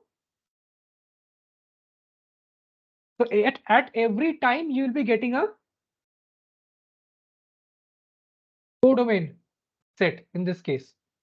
So at x, say t equal to 1 second, you will have a water level. T equal to 2 seconds, you will have another water level, and so on. You will continue this, right? Similarly, this time is continuous. Similarly, your time can be discrete. Say at 11 p.m., what is the price of the stock market? At 12 p.m., what is the price of the stock market? At some point in time, what is the price of the stock market at discrete intervals in time? So those also will be a random process where it is, say, x1, x2 will be a sequence, yes or no? Which each x1 will give me the value of the stock market at a particular time. Similarly, both are discrete, can be a Markov chain, as we will see, or say number of processes waiting for at a particular slot I, right? Say at a particular slot I, xi is the number of processes, right? Yes or no? Which each can take 1, 2, 3, and so on in numbers. Similarly, your time can be continuous and your number of people can be discrete. So at every point in time, you can say there are n people in a queue in a bank. Let's take an example and see. So for one example will be a counting process. As I was saying, number of people in a bank at a time, right? So how will I define this? Say NT, right? So what will NT be? Can you tell me? Is the, if I define as number of people at time t. So what will this map to? From the sample space to?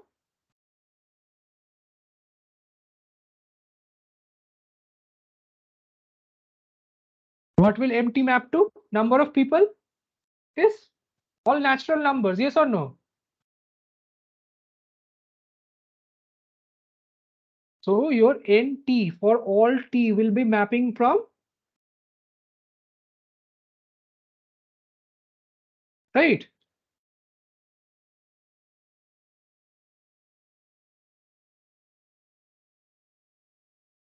Yes.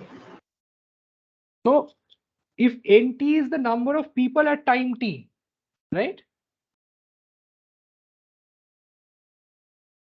So what is it? So this will be natural numbers union 0, yes or no?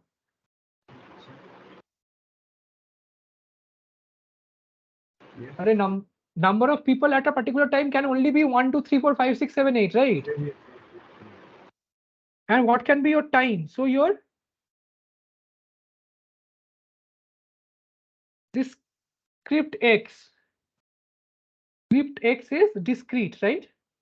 Yes. And time is continuous. Do you agree?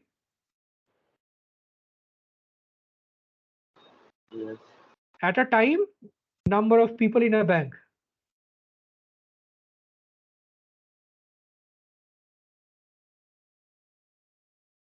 Okay, that is continuous. So say at 11:21, what is the number of people? 11:25, what is the number of people? 11:21, 25, 1 second, what is the number of people, right? It is continuous or not? So it is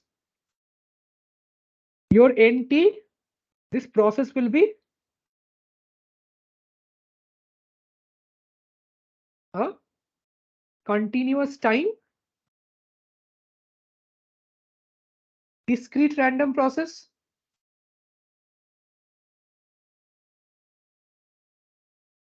Yes or no?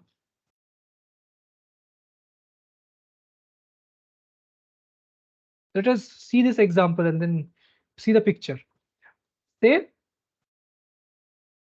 at t equal to 1, t equal to t1, the first person arrives.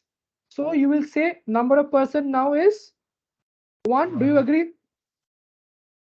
Similarly, t equal to t2, second person arrives.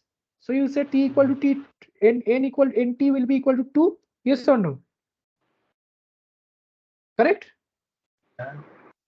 Similarly, you can have t equal to t3, another person arriving. So nt will be 3 and so on. This is a counting process. I think this is very simple. I don't know, people are not concentrating and falling out. So as soon as you have a new person coming up, your counter will increase by 1, right? Yes. That's what it is. So can you tell me what will this be? NT of, say, this is some t prime. NT prime. What is the value of NT prime? Number of people at t prime? 2. 2. So for every time point, you will have a count. So that's what I was trying to say all this while. So you can see also another thing, which is known as the arrival process. Very important in your arrival of processes in your operating systems. So Sn is the time of arrival of the nth process. So can anyone tell me what is S3 here?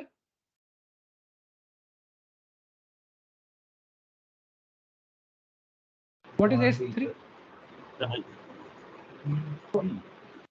Here in this figure, say T3, right? At T3 it became number 3. S3 is the time of the arrival of the nth process. Sn. Right? At t equal to 3 it is becoming, so in this case it is t equal to 4. You can see. Exactly. How did you say? Oh, I have already written it. So how do you prove that it is the inverse function? That's the thing we will do now. So Sn less than t. What does this mean? Can you tell me? Let's draw the time. What does this mean in words? Tell me. Sn less than t in words. Number of people who arrived before T10. Not exactly. So time t is there. So event of nth arrival before t. Right. Sn is less than t. What is Sn? Sn is the time for the nth job, right? Arrival of the nth job or the nth person. Right? Yes or no? Yes. Correct. I think there's a network problem. Okay. So what does this mean? This is union of, I will write this and then you will tell me if it is true or not. Sk less than t. Is this true? Yeah, true.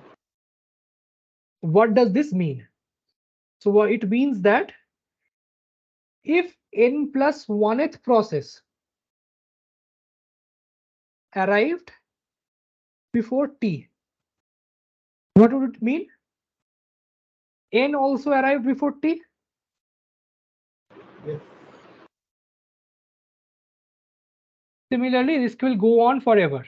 So for n greater than n, if it has arrived before t, it also means Sn has arrived before t, right? Yes.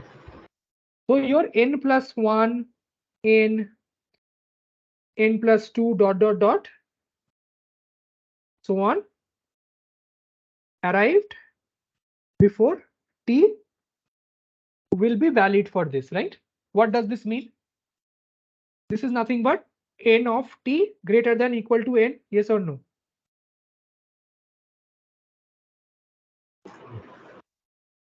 So number of processes that have arrived till n has to be minimum n or more than n, right? So this is nt greater than equal to n. So at a particular moment in time, say I'll give you the intuition. Say at 5 seconds, I know that 3 people have arrived. At least 3 people have arrived, right? Or the arrival time of the third person is less than 5 seconds. What does it mean? That number of people at 3 seconds is more than 3, right? Yes. Example I'll give, the concrete example.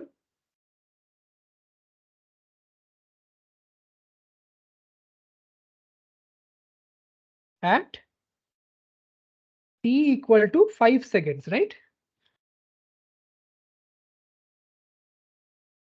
Let third arrival we know before t equal to 5 seconds, 3 arrivals have happened.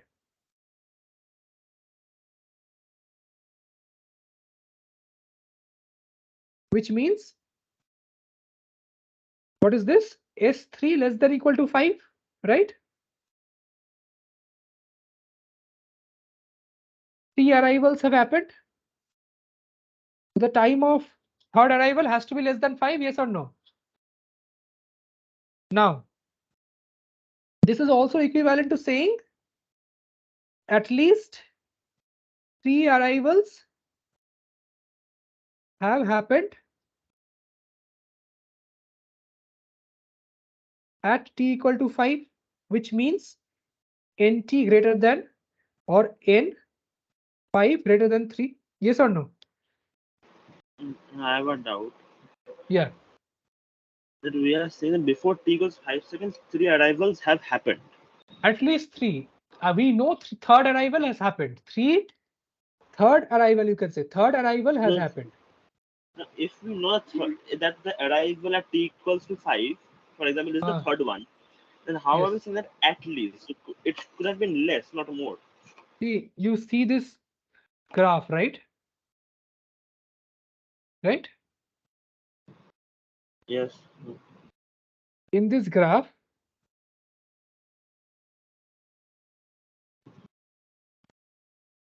say what is your S say 3 in this graph? It is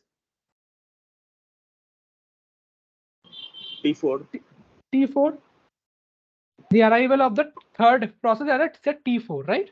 So now I am saying S3 is less than T, right?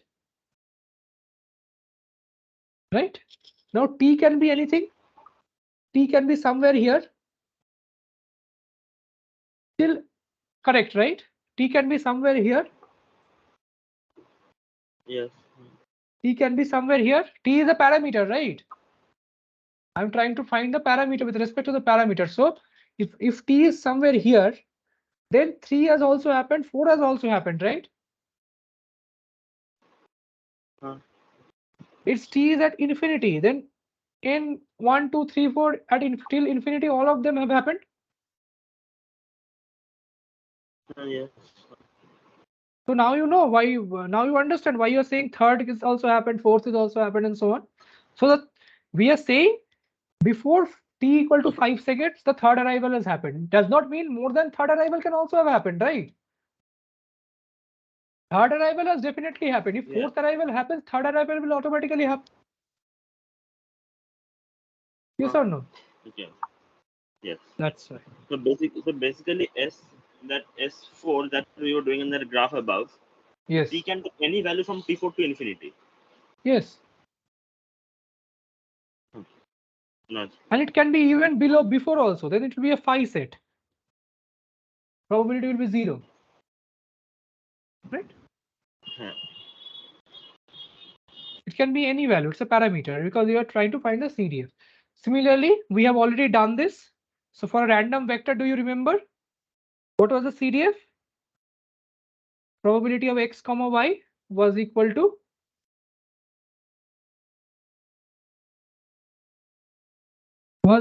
probability of intersection of x less than x, so on. So same thing. So random processes, discrete random process is nothing but a random vector. So all those things will hold here. I equal to 1 to infinity. Right? So if what will happen if they are independent? They will productify, right? So you have n of them. Do you agree? If they're independent? Yes. So this is known as an IID process. As we did in the x1 plus x2 example, where both of them were normal distributions. We'll do few more examples and then it will be easy to understand. So similarly, so now we have seen x1, x2, dot, dot, dot. All xt's are random variables, right? Yes or no? For a random process x, for all time points, they are random variables.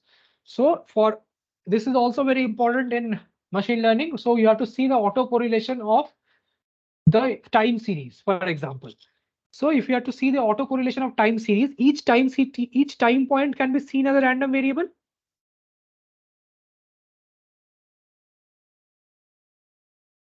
Yes or no?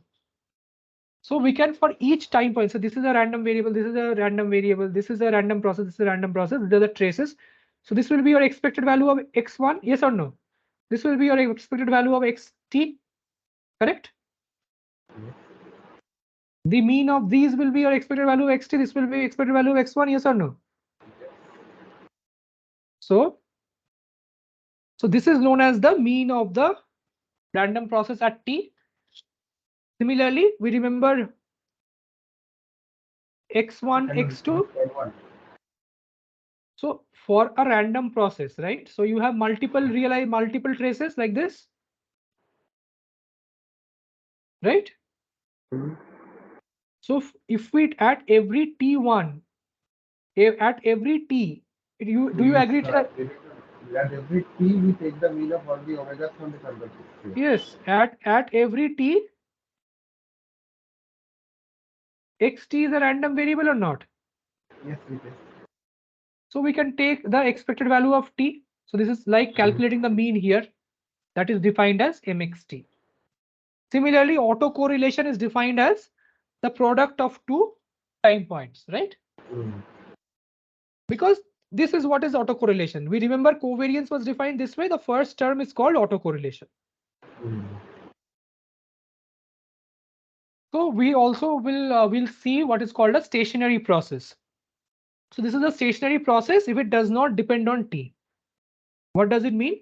So probability of x plus t is equal to probability of x. And you can have multiple of them, right? So let's say probability of xs plus t plus 1, xs plus t plus 2, and so on is equivalent to saying probability of xs plus 1, xs plus 2. So these are shorthands, okay? So these essentially mean something like this. Okay. This is what it means. So what it means in a graph, so you say 0 to t, right? 0 to t, something has happened. So if it is a stationary distribution from t plus 1 to t plus or 2t, distribution d1 and d2 will be equal, will be same in distribution. Understood? So the random variables x1, x2 dot dot dot, xt plus 1 dot dot dot x2t. These will all be, so the x1 to xt is equivalent to xt plus 1 to x2t. Understood? That the probabilities don't change with time. The joint probabilities for a fixed time remain the same. Okay? Is it clear? Yes. So let's do one example and then it will be very clear. So this is the, so we have seen two distributions have the same, two distributions are same if and only if what? All moments are equal. Yes or no? Right? If all moments are equal, then two distributions are said to be same. But it is not possible for your computers and all to see that all of them are same or not. So what we say is, say mean, if the mean is same across time, so you increment say at t and t plus s, if you have got the same mean of the random variable. Similarly, your autocorrelation, what is this? xt into xs, if this is same as some other offset, then this is called a widely stationary process. Wide sense stationary process. Right? Let's do this example and it will be clear. So we have said that A is xt is defined as at sine t plus theta. So what is this? This is a randomized oscillation, say.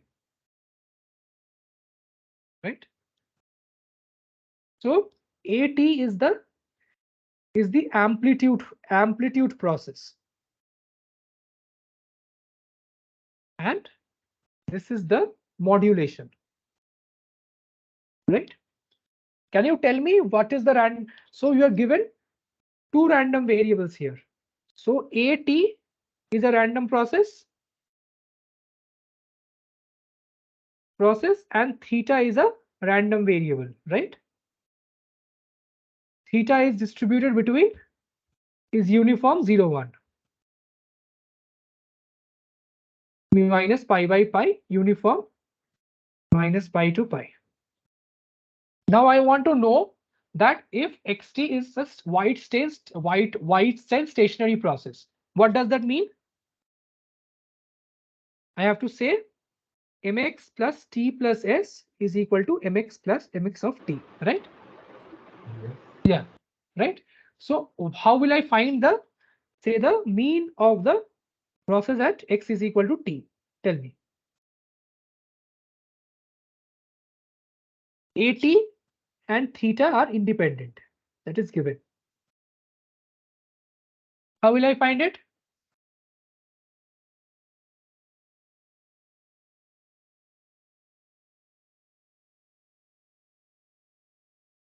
Can you tell me?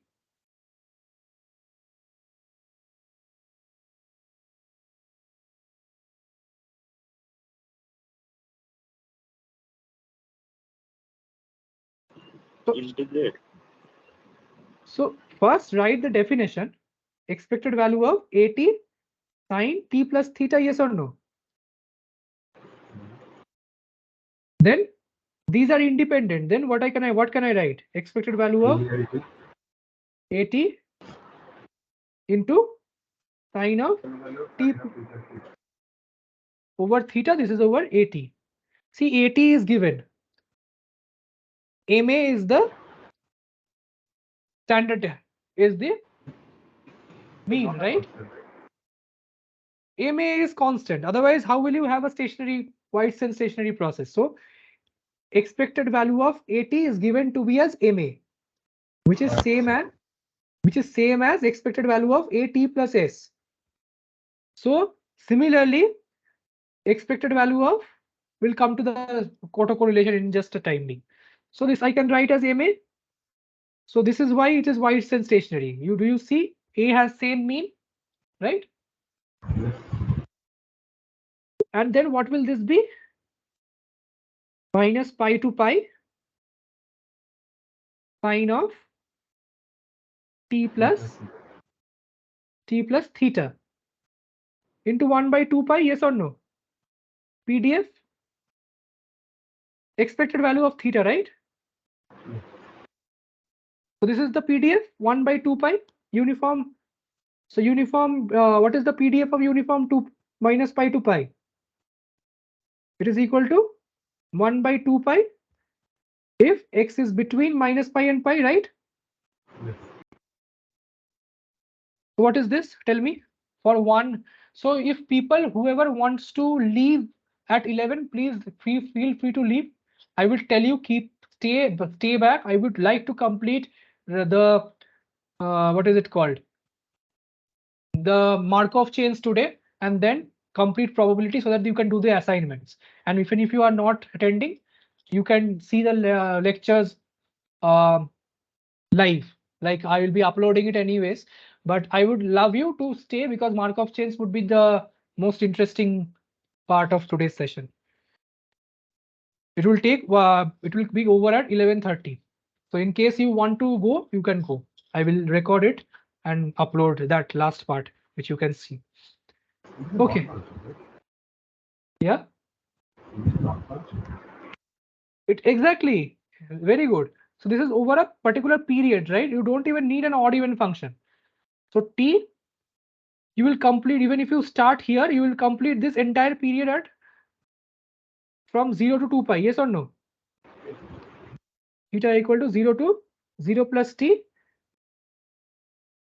0 plus 2 pi, right? Yes or no? Exactly. So this is what I was saying. So this will become 0, right? So sine, if you do that, so it will become 0. So this becomes ma into 0, which is 0, right? So it's 0 always. So this is same as expected value of t plus s, which is also be equal to 0. Yes or no? Because it's 0, it's constant.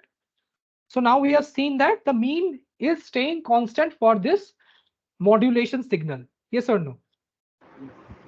Now let us see what will be the autocorrelation. Tell me what is the definition of the autocorrelation of x? Let's write it for s plus u and t plus u, right? And then we will show that.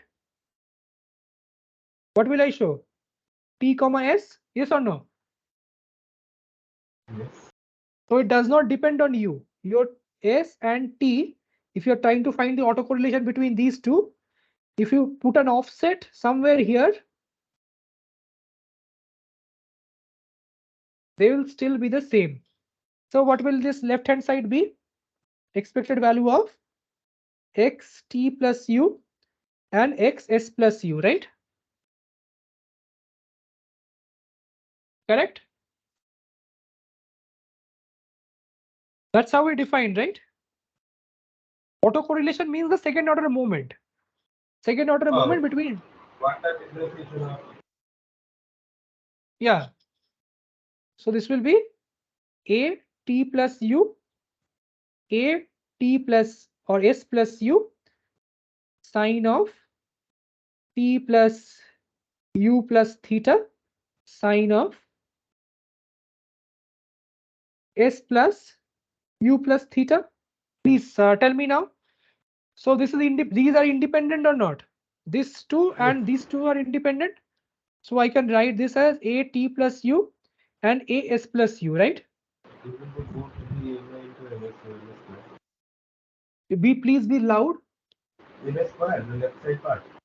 Not mx squared. Now this is a trick. So this is not, these are not independent, right? Oh. These are not independent. Do you see that? Because there is an autocorrelation between the random variables at t plus u and s plus u. Yes or no? So you cannot just do that, right?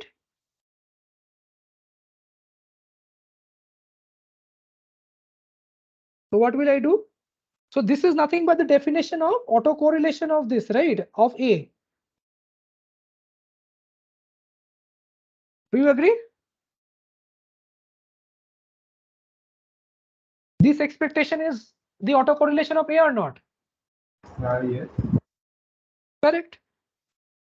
So autocorrelation of A is given to be fixed. So this is why. So t minus s. So I will subtract these two. So what will I get? RA of t minus s. Yes or no? So it is given RA of t comma s is equal to RA t minus s.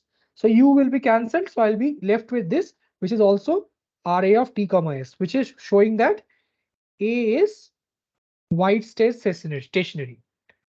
So what will be this function? What will be the expected value of our theta sine t plus u plus theta into sine of s plus u plus theta? I think we have a lot of space on top. We can do it here.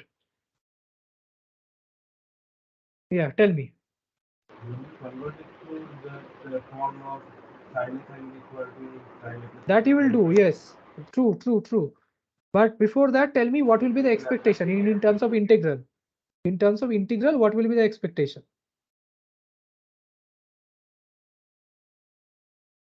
So what is the random variable over here?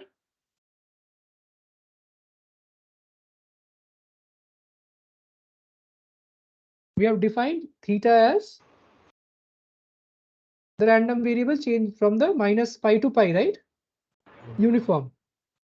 So what will it be by lotus? This is the function whose expected value we want to find.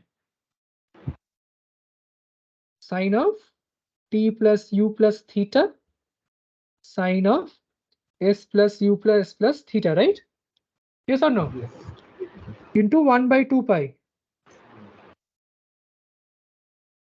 D theta from minus pi to pi. So you, as Hussein was telling me, just multiply, divide by 2. So I'll get 1 by 4 pi. So cos A minus B, cos A plus B, right? Sine A 2, yes, 2 sine A sine B is cos of A minus B minus cos of A plus B. What is this? Cos of, so theta will be cancelled. You will be left with this, right? T minus S, yes or no? D theta plus minus pi to pi cos of 2 theta plus T plus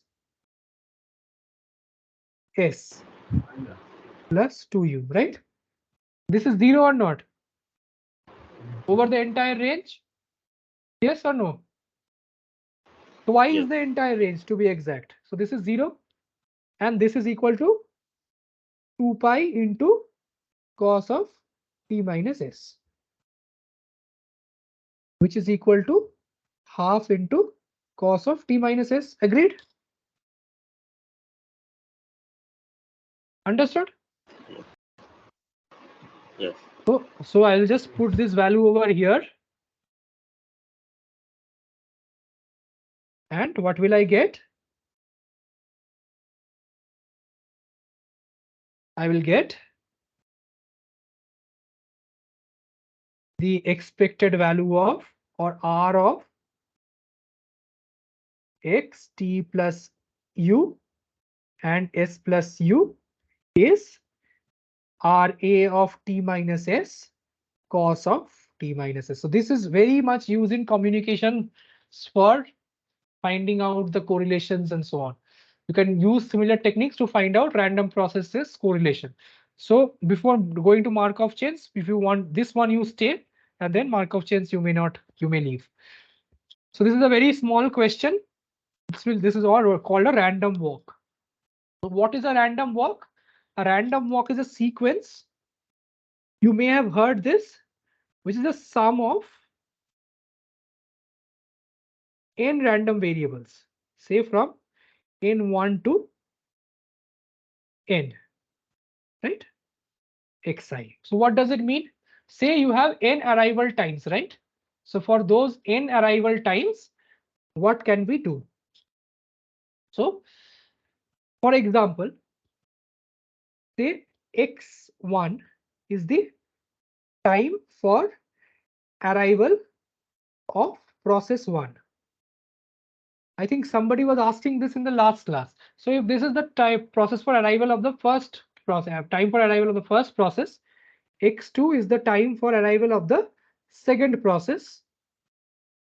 So can you tell me after how much time will what time will have elapsed for arrival of STth process? So let me draw it. The X, entire summation. x1, correct. X2 and so on. So it will be x1 plus x2 dot dot dot xt, right? So similarly, can be written as a recursive equation as x1, x2, xt minus 1 plus xt. Then st will be equal to st minus 1 plus xt. Do you see that?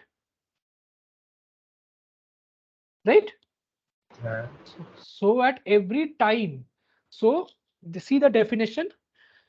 So a random sequence is defined if we are mapping from sample space to S1, S0, S1 dot dot dot Sn, right?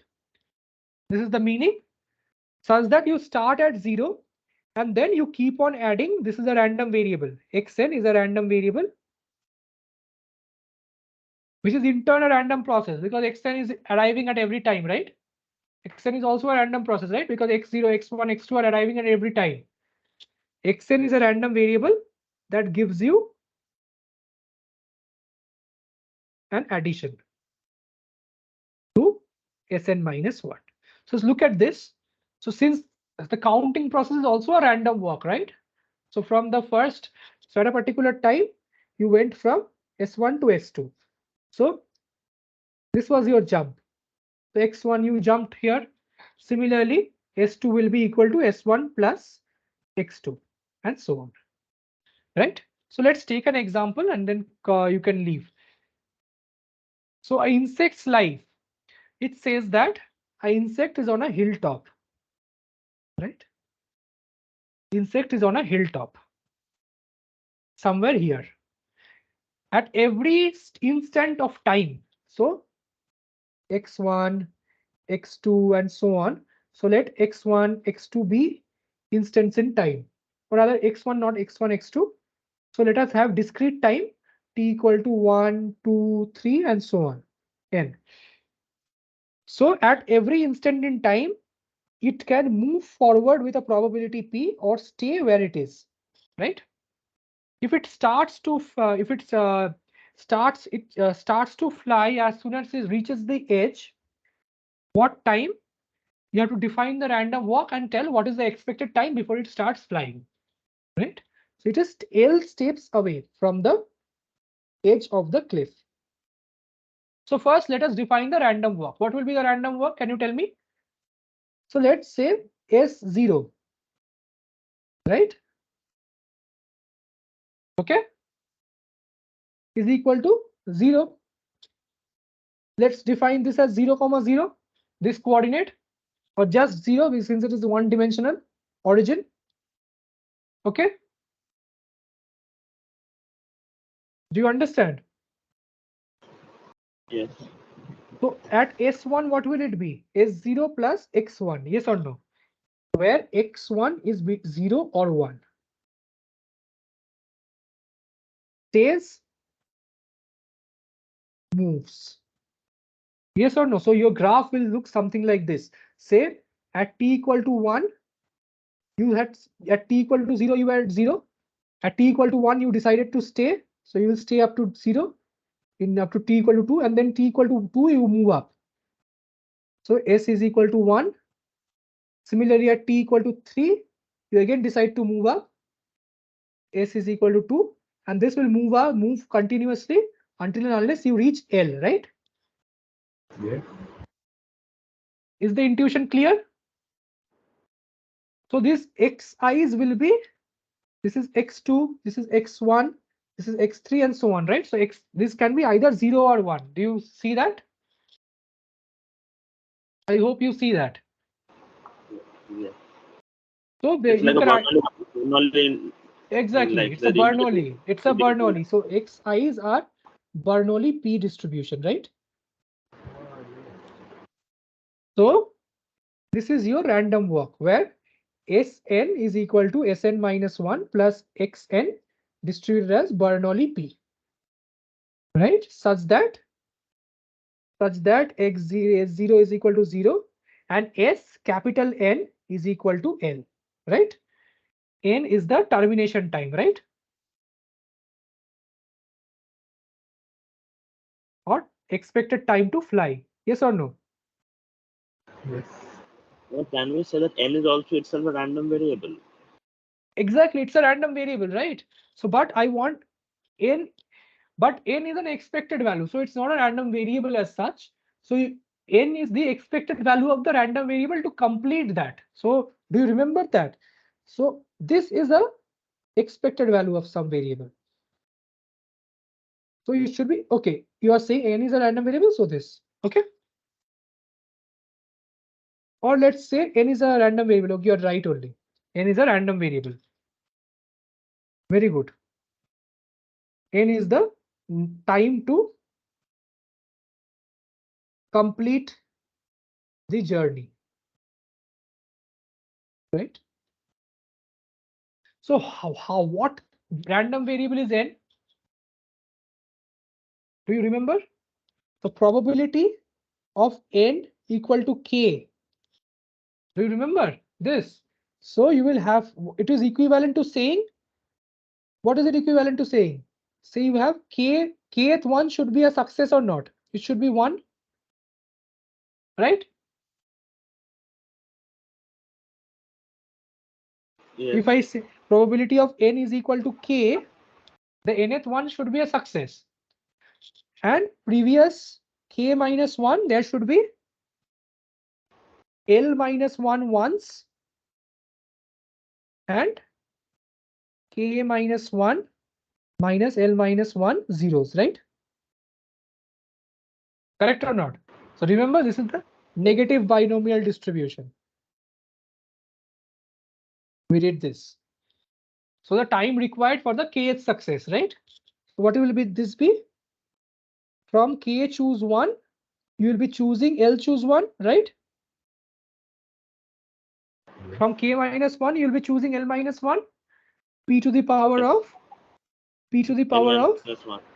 into 1 minus L to the power k minus L, k minus L, right? And the final is a success. So A, P. This is equal to k minus 1, L minus 1, P, 1 minus P to the power k minus L. So we had seen how to find the expected value of this. Do you remember? These are P to the power k, yes, L. Yeah. So we had seen how to find this thing. Do you remember? So x1, x2, x3, x say L, right? So what are these distributions? Say this is the first success, second success, third success, LH success. What does this mean? So each of these individuals are geometric or not? Yes. The first success, as think of this way, you get the first success and stop, right? Second, again you start the same experiment, get the second success and stop, and do this till L successes. Same, right? So your n, which is your random variable number of steps, as you were saying, will be equal to 1 to L. So have I written x anywhere? No, let's write this as y.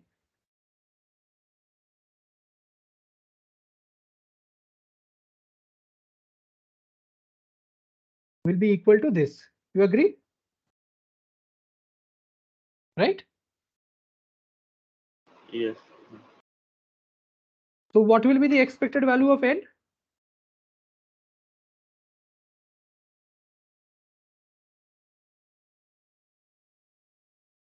L into expected value of yi, which, right? Linearity. They're all the same. IIDs. Yes or no? Yes. So what is this? 1 by p. We have seen the mean value of a geometric distribution is 1 by p. So that ends everything other than Markov chains. So if you want, you can leave. I'll record this part and upload it, or you can stay if you want. So Markov chains won't take a long time. It will take only 10 to 15 minutes. So what is a Markov chain? A Markov chain is a random process such that, so we'll only do discrete time Markov random sequence, okay? Such that probability of xn plus 1 is equal to y given the history, right?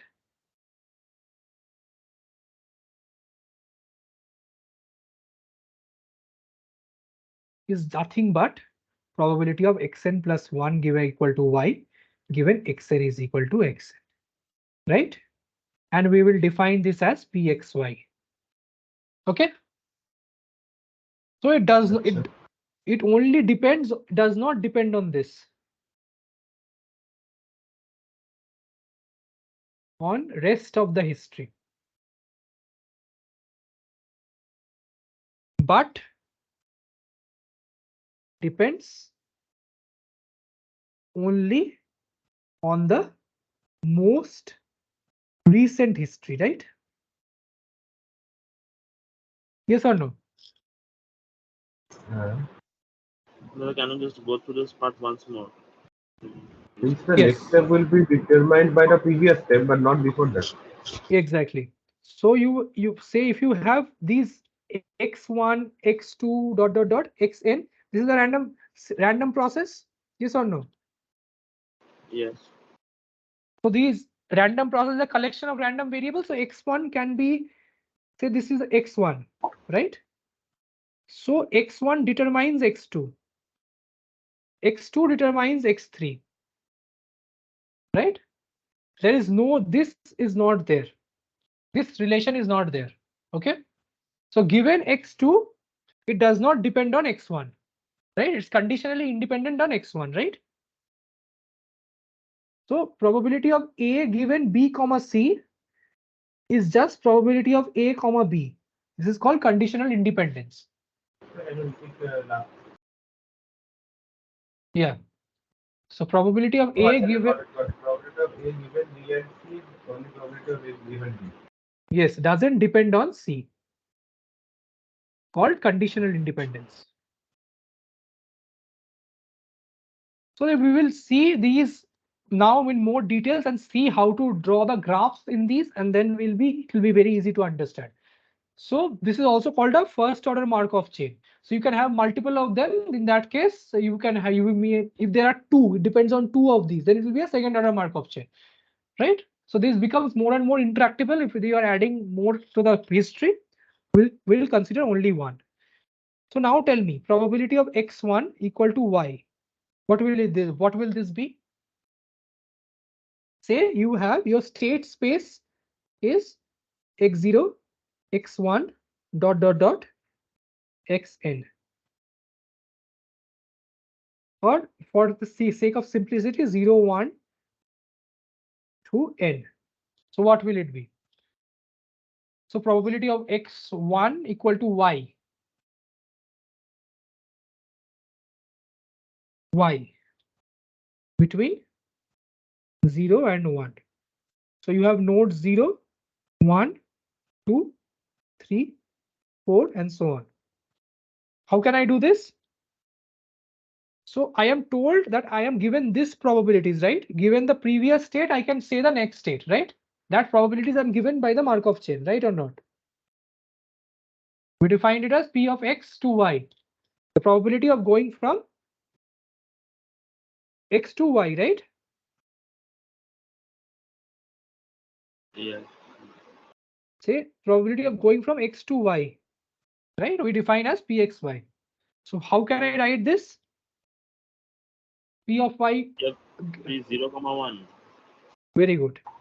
So I can condition on x0, right? Equal to I. Summation of I is equal to 1 to n, right? Into probability of x0 equal to I, which you said just now, which is nothing but equal to, right? It's total probability and just summing over all the i's of x0. Yes or no? This I already know is pxy.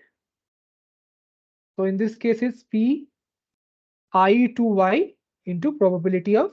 So this is given to you pi 0 of I. Tell me what is the problem. So I have just used law of total probability. You understood? So how can you write that part x1 equal to y, x1 equal to y? That's I understood it. It's because x1 is getting affected because of x0, right? Exactly. So I'm writing law of total probability here, right? So I equal to 1. Huh? Why did summing it up from 1 to n? So this is what I am finding now. Y x1 is equal to y. I am introducing x0. If I introduce another random variable, I have to marginalize over it, right? By law of total probability, it's a set of, remember that law of total probability. Probability of A is summation of A intersection BI. Yes. That's what I'm doing. Intersection of BI, all the states, it's a mutually exclusive and exhaustive, right? Yes.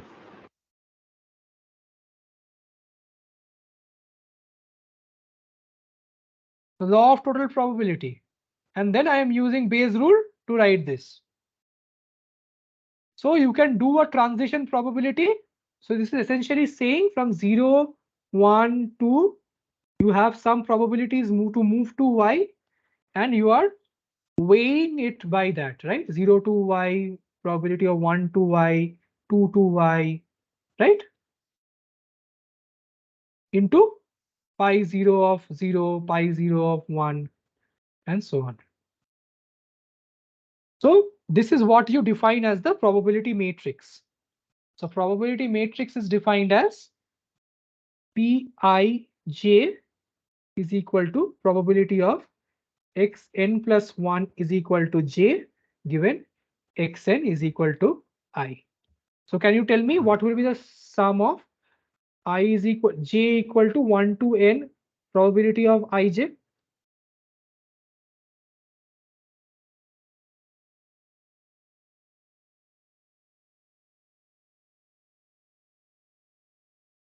What will it be? By law of total probability? The P of x is equal to 1. It will be 1, right? So given this is a probability distribution or not? Yes. Probability distribution. And you are summing over all the possible probabilities. What will it be? 1. So you see this. So essentially, so your rows, right? So this is a graph. You can represent this as a graph. So from 1, 1, 2, dot, dot, dot, n. So 1 to 0 to, or rather 1 to 2 to 3, dot, dot, dot, till n, right? So probability of 1 থেকে 2, 1 to 3, 1 to n. So do you agree? Probability of 1 to n will be 1 for all of them. Similarly, probability of 2 to n will be 1 for all of them. Yes. Rather I. So do you also agree that P of P into the one vector? We'll be seeing this again, but is also 1. Do you agree? Why yes? See, P11, P12, P1n. We will see column sum next day. But for the time being, look at this. 1, 1, 1, 1, 1. So what will be the first column? P11 plus P12, P1n. Similarly, Pn1 plus Pn2 dot dot dot Pnn, which is equal to 1 and 1. Yes. So this is what I have written over here. This is known as the Chapman-Kolmogorov graph. From x to y, you represent by this probability. From y to x, you represent by this probability. So we are almost, this is the second last question. So we'll do this first. You can try this as your homework. This is a very simple question. This is not in the assignment, but try this. I will post this on the, please post on Teams. Once I do this, it will be very simple. So this is the last thing. Can you tell me how can I find the joint distribution as this? x0, x1, x2, dot, dot, dot, xn. So remember, these are random variables, right? Yes. So what can I do to represent this joint distribution as the product of these simple distributions? Can you tell me?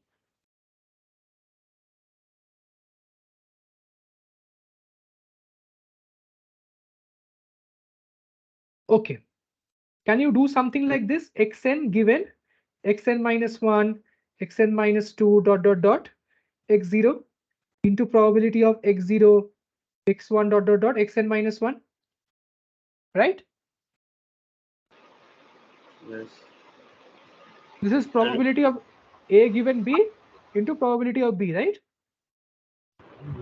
Yes. I am since taking this. Yeah, go ahead. and since this is Markov, we can say that P xn Exactly. This plus I will xn. cancel. This is not required. So P of xn, xn minus 1, x0 dot dot dot xn. So by induction, you will have probability of xi given xi minus 1, all of the numbers I equal to 1 to n, and the last term will be left is P of x0, right?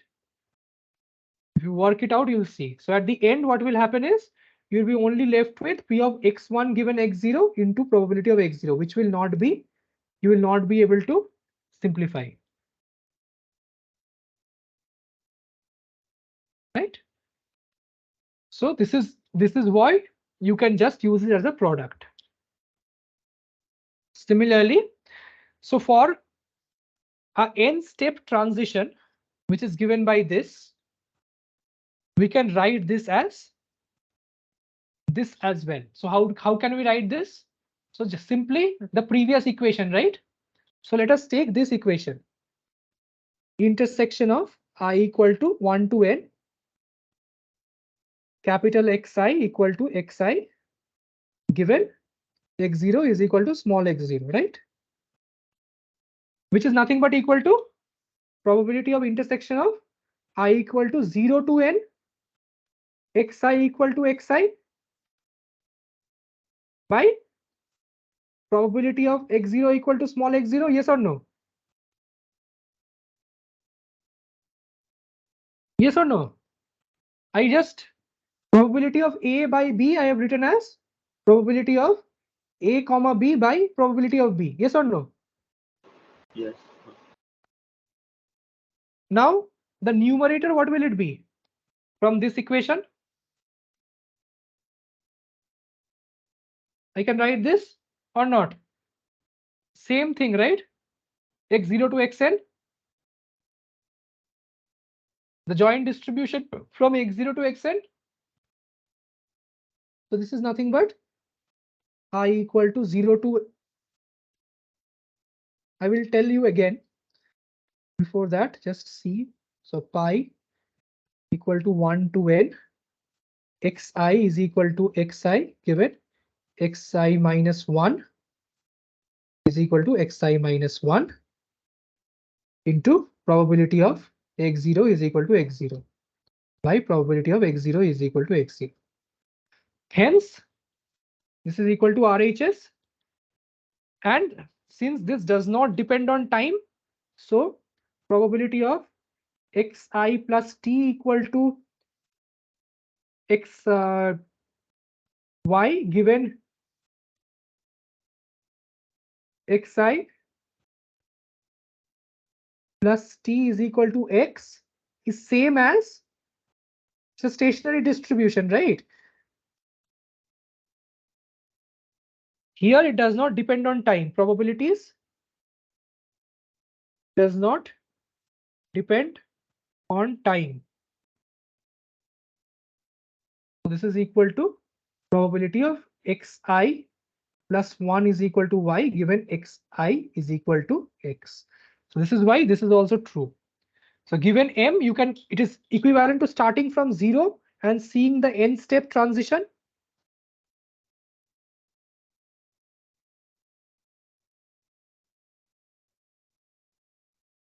N step transition. And then equivalent to saying starting from mth step and seeing up to m plus n. Now tell me, what is the doubt? So you start from x0, right? So did you understand this step? What did I do? Yes. The What did I?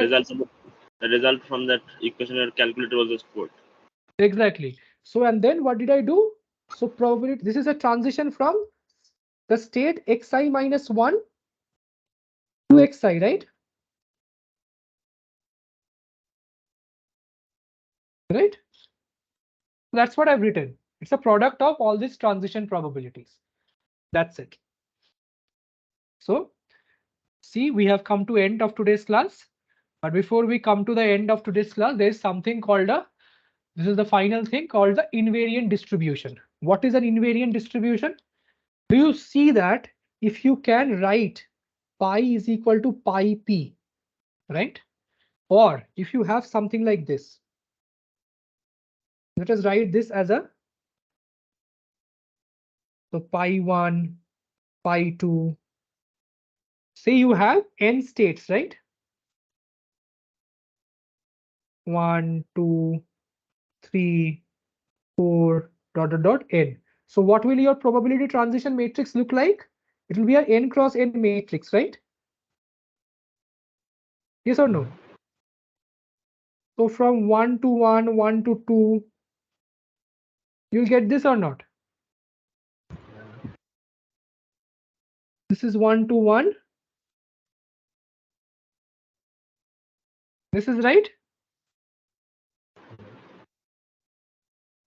Feel free to ask what is your what is the problem. So I to j will be this, right? So if there is an equation something like this, we'll be seeing in linear algebra. This is also known as a unit, a invariant or a stationary distribution of a random of a Markov chain. Why is it called stationary distribution? Because you see, you apply p once, right? You apply p once, what happens? If you apply p once to this distribution, say you have a probability of being in a state. P is the, so pi is a, say pi 1, pi 2, pi n, right?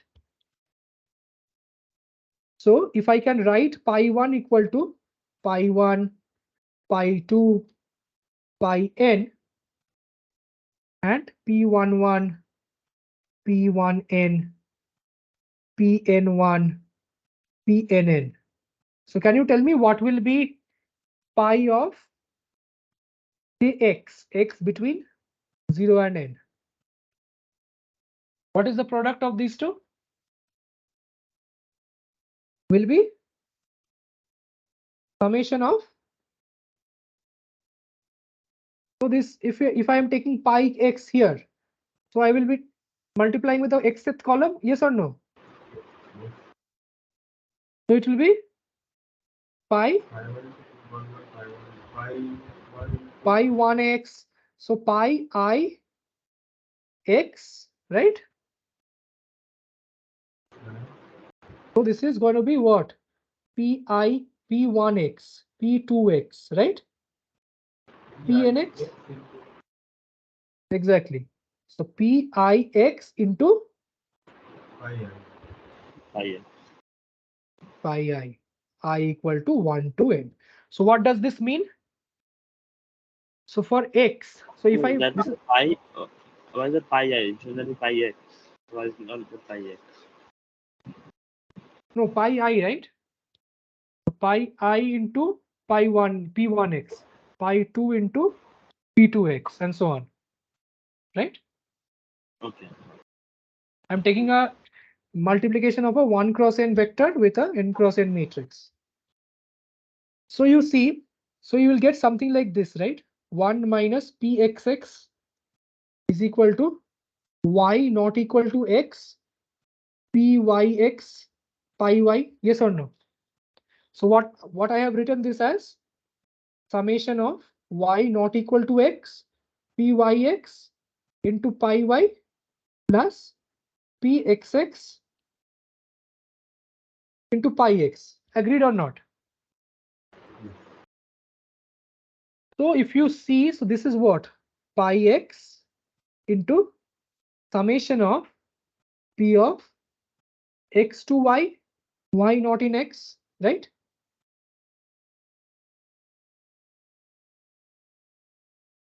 So what does this mean? So for a particular node X, so if you have all the nodes coming to Y, right? 1, 2. So you have these connections, right?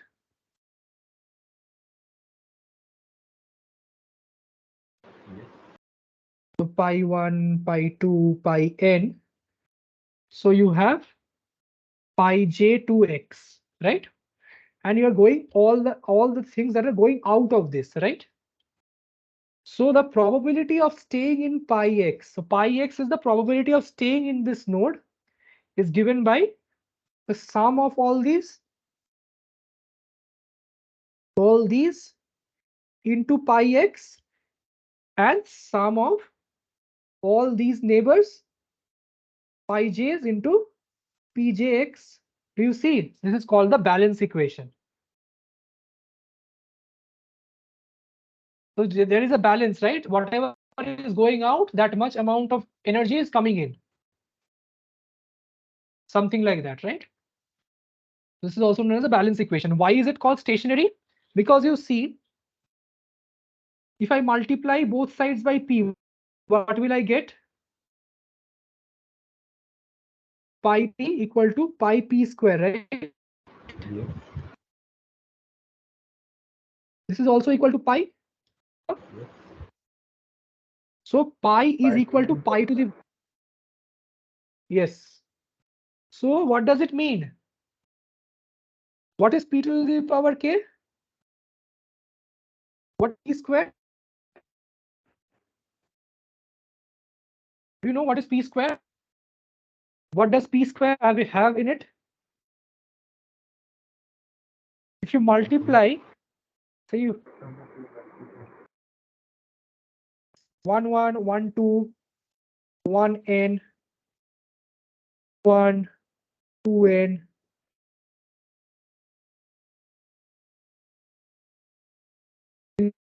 1 n. So if you particular state, right? Say you want to be at probability of x2 is equal to x. So what can you do? We have already this. So we can say probability of y in the sample space, in the state space, probability of x2 is equal to x, right? Given yes. x1 is equal to, given x1 is equal to y into probability of x1 is equal to y, yes or no? Very good. So this is also equal to pi xy, right? Yes. Or rather yx. No, saying yes in everything. So seeing pi p square meaning. These moments are interesting. Now what do? I want to get in terms of your x0. So again, I will break this up, right? x1 given y, right? x1 equal to y given x0 equal to z. Yes or no? Yes. So z in x. So this is equal to what? Pi 0 of z summation of p of yz, p of yx. What is this? This is nothing but p square into pi z, right?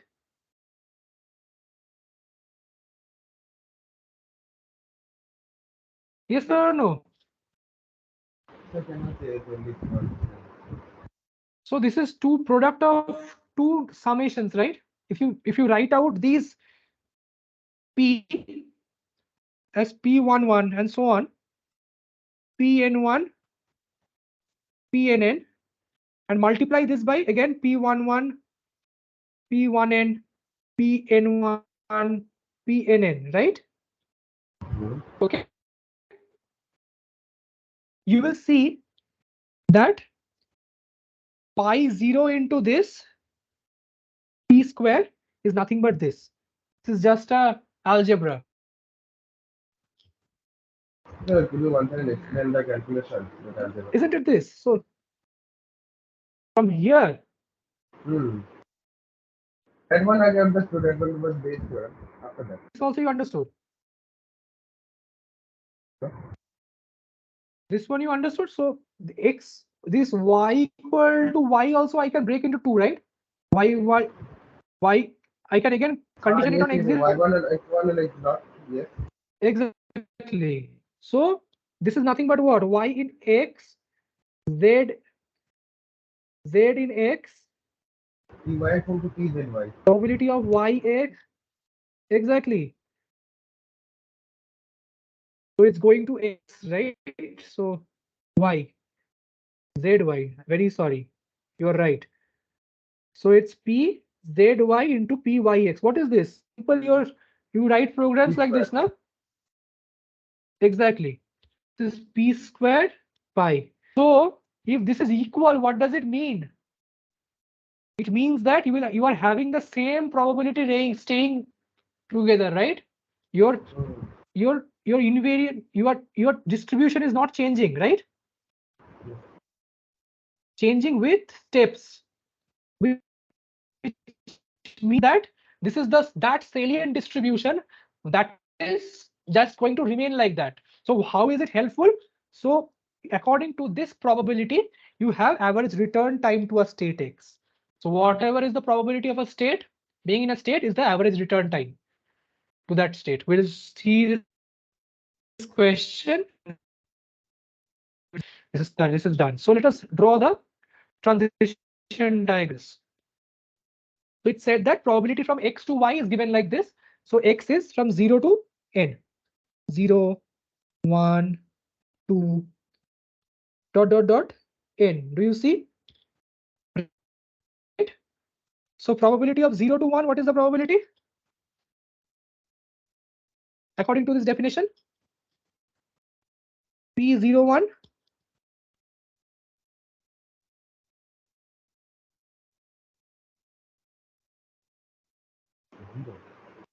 Right?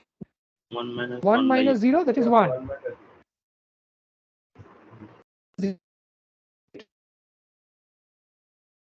So these are going to be the forward are 1 by x by n. X is this, right? And the backward ones are x by n, right? Okay. So this is 1, agreed? That one will be 0, right? Which one? This one. Right. This is equal to 1, 0. So 1, 0 will be coming from this one, right? So this is x. So this will be 1 by n, right? So what will this be? 1 minus 1 by n, right? Yes. Total edge going out from one of the nodes will be 1, right? With some 1 probability you have to go somewhere in the next step. This is 2 by n. 2 by n. Similarly, I and I plus 1. After the last step, it will be reverse 1. Exactly. Will be 1. Exactly. So this will be I by n. So this will be 1 and this will 1 by n, right? 1 by Correct. n. Correct. So now we will see. Now what we'll see is we will try to find this solution to this distribution pi equal to pi p. How do I find it?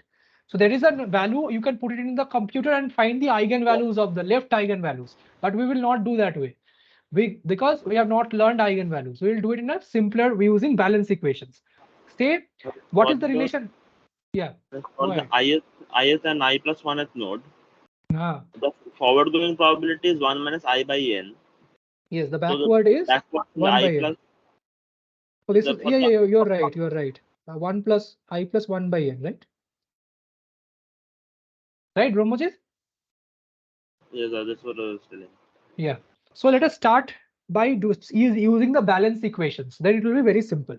So how do you relate pi 0 and pi 1? Can you tell me?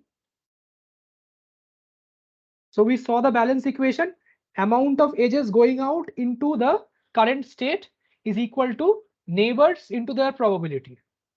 So say for example, your say 0 is the edge. So 0, what is going out from it? Everything. So 1 is going out, right? Yes or no? Here all the states have everything going out. Nothing is, you don't have a self loop, right? Agreed? So I'm using this equation. This diagram, did you understand? So if I consider a particular x, I will multiply pi x into sum of all edges going out.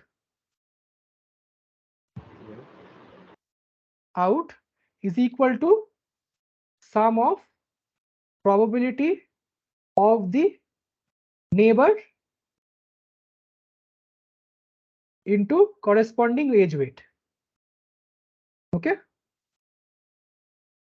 I hope this class will be very useful. I don't know, many people did not. So now tell me, what will it be? So x0 to x1. So what are the neighbors of x0?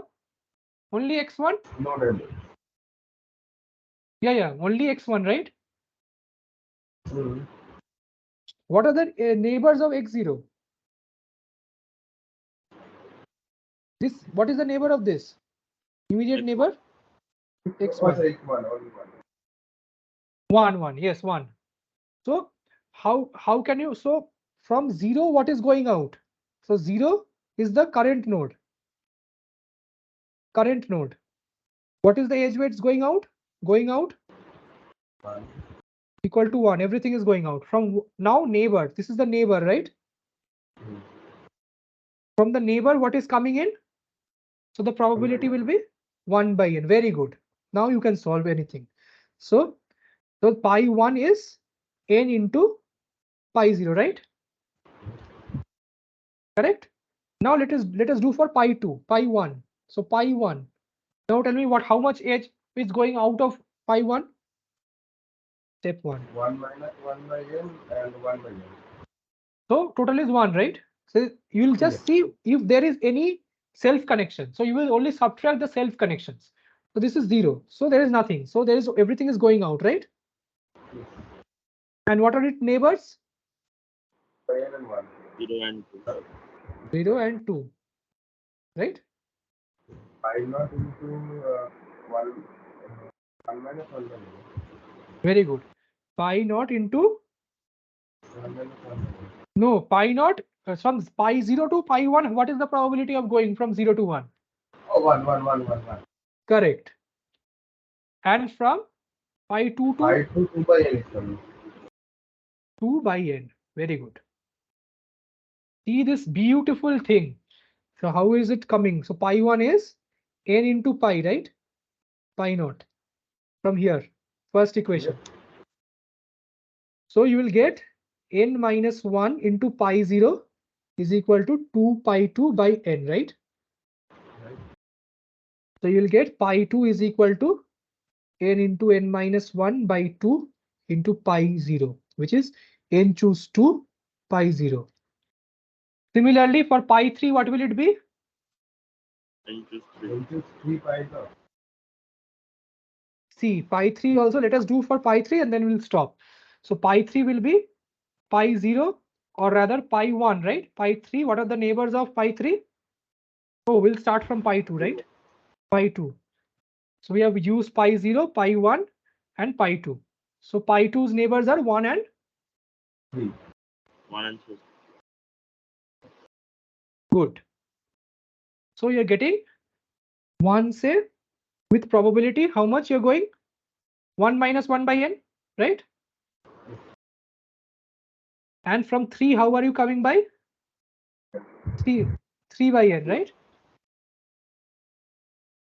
So pi 2 is n into n minus 1 by 2 pi 0 minus pi 1 is n into pi 1 is n minus 1 into n minus 2.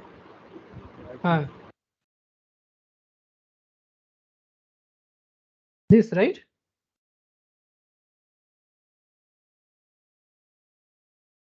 Let's see. Pi 2 is this, right? Pi 2, I am using this equation, right? Yes. So this is pi 1 is n minus 1 by n plus pi 3 is p by n, right? So 3 by n, I will cancel n on all sides. And this will be n square, right? This will be equal to, what is pi 1? Pi 1 is n into pi 0. So n into n minus 1 into pi 0, right? N square n minus 1 pi 0 by 2. So this will be equal to n into n minus 1 into n minus 2, right? Yeah. By 6. Is it correct? N into n minus 1. Oh no. Oh, this is somewhere.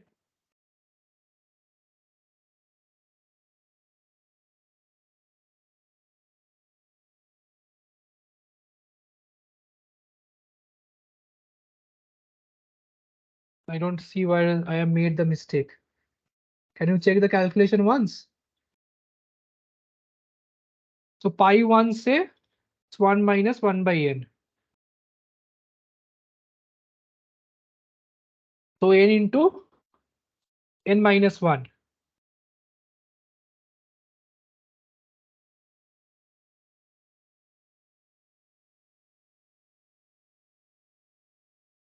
The calculation looks fine to me. No. If I bring it this side, what am I going to get? N into, oh yeah, correct only. I forgot to take division by 2. Sorry. So n into n minus 1, I'll take common, right? So I will be left with n by 2 minus 1, right? Correct only. So n into n minus 1 into n minus 2 by 2, right? Equal to 3 pi 3, right? Next one will be n into n plus 1 by 2 whole square into pi 1. Pi 4. Which one? Pi 4 will it be n into n plus 1 by 2 whole square pi Yes. 4? So no. Pi, it will be this. Can't you see the induction? Now, so pi I will be n choose I pi 0. So now how will I get it? Yeah. So pi I is n choose I pi 0. So what will be my PDF now or my distribution? So this is not equal to sum of this is not equal to 1, right? So I have to sum this n choose I pi 0 I equal to 0 to n to get 1, right? Total probability should be 1. So pi is pi 1, pi 2, pi n. Probability of being in a state. Right? Yes or no? So that sum should be 1 or not? Yes. Yes. So that is equal pi 0 is 1 by 2 to the power n, right? Summation of n choose I is 2 to the power n, right? This is 1 plus x to the power n, x is equal to 1. Good. So your pi I is 1 by 2 to the power n choose I. So your stationary distribution will have average time of 1 by pi I. This is mu I. So in this amount of time, it will return to a particular state, which is equal to 2 to the power n by n choose I. So that ends probability for us. Please try the assignments. It is very related to what we have done. I hope it is useful. If you have any question, please write it down in the student discussion chat. I'll try to answer. You understood, right? So whatever we did in today's class. Yes, sir. Good. I hope it is helpful. It was a very tiring session. Sorry for that. I couldn't look into this. We'll arrange for shorter. So since this became a 3-hour session, we will have a 2.5 hour session on Saturday. So should we have Saturday? Do you have classes on Saturday this Saturday? Maybe we have not been given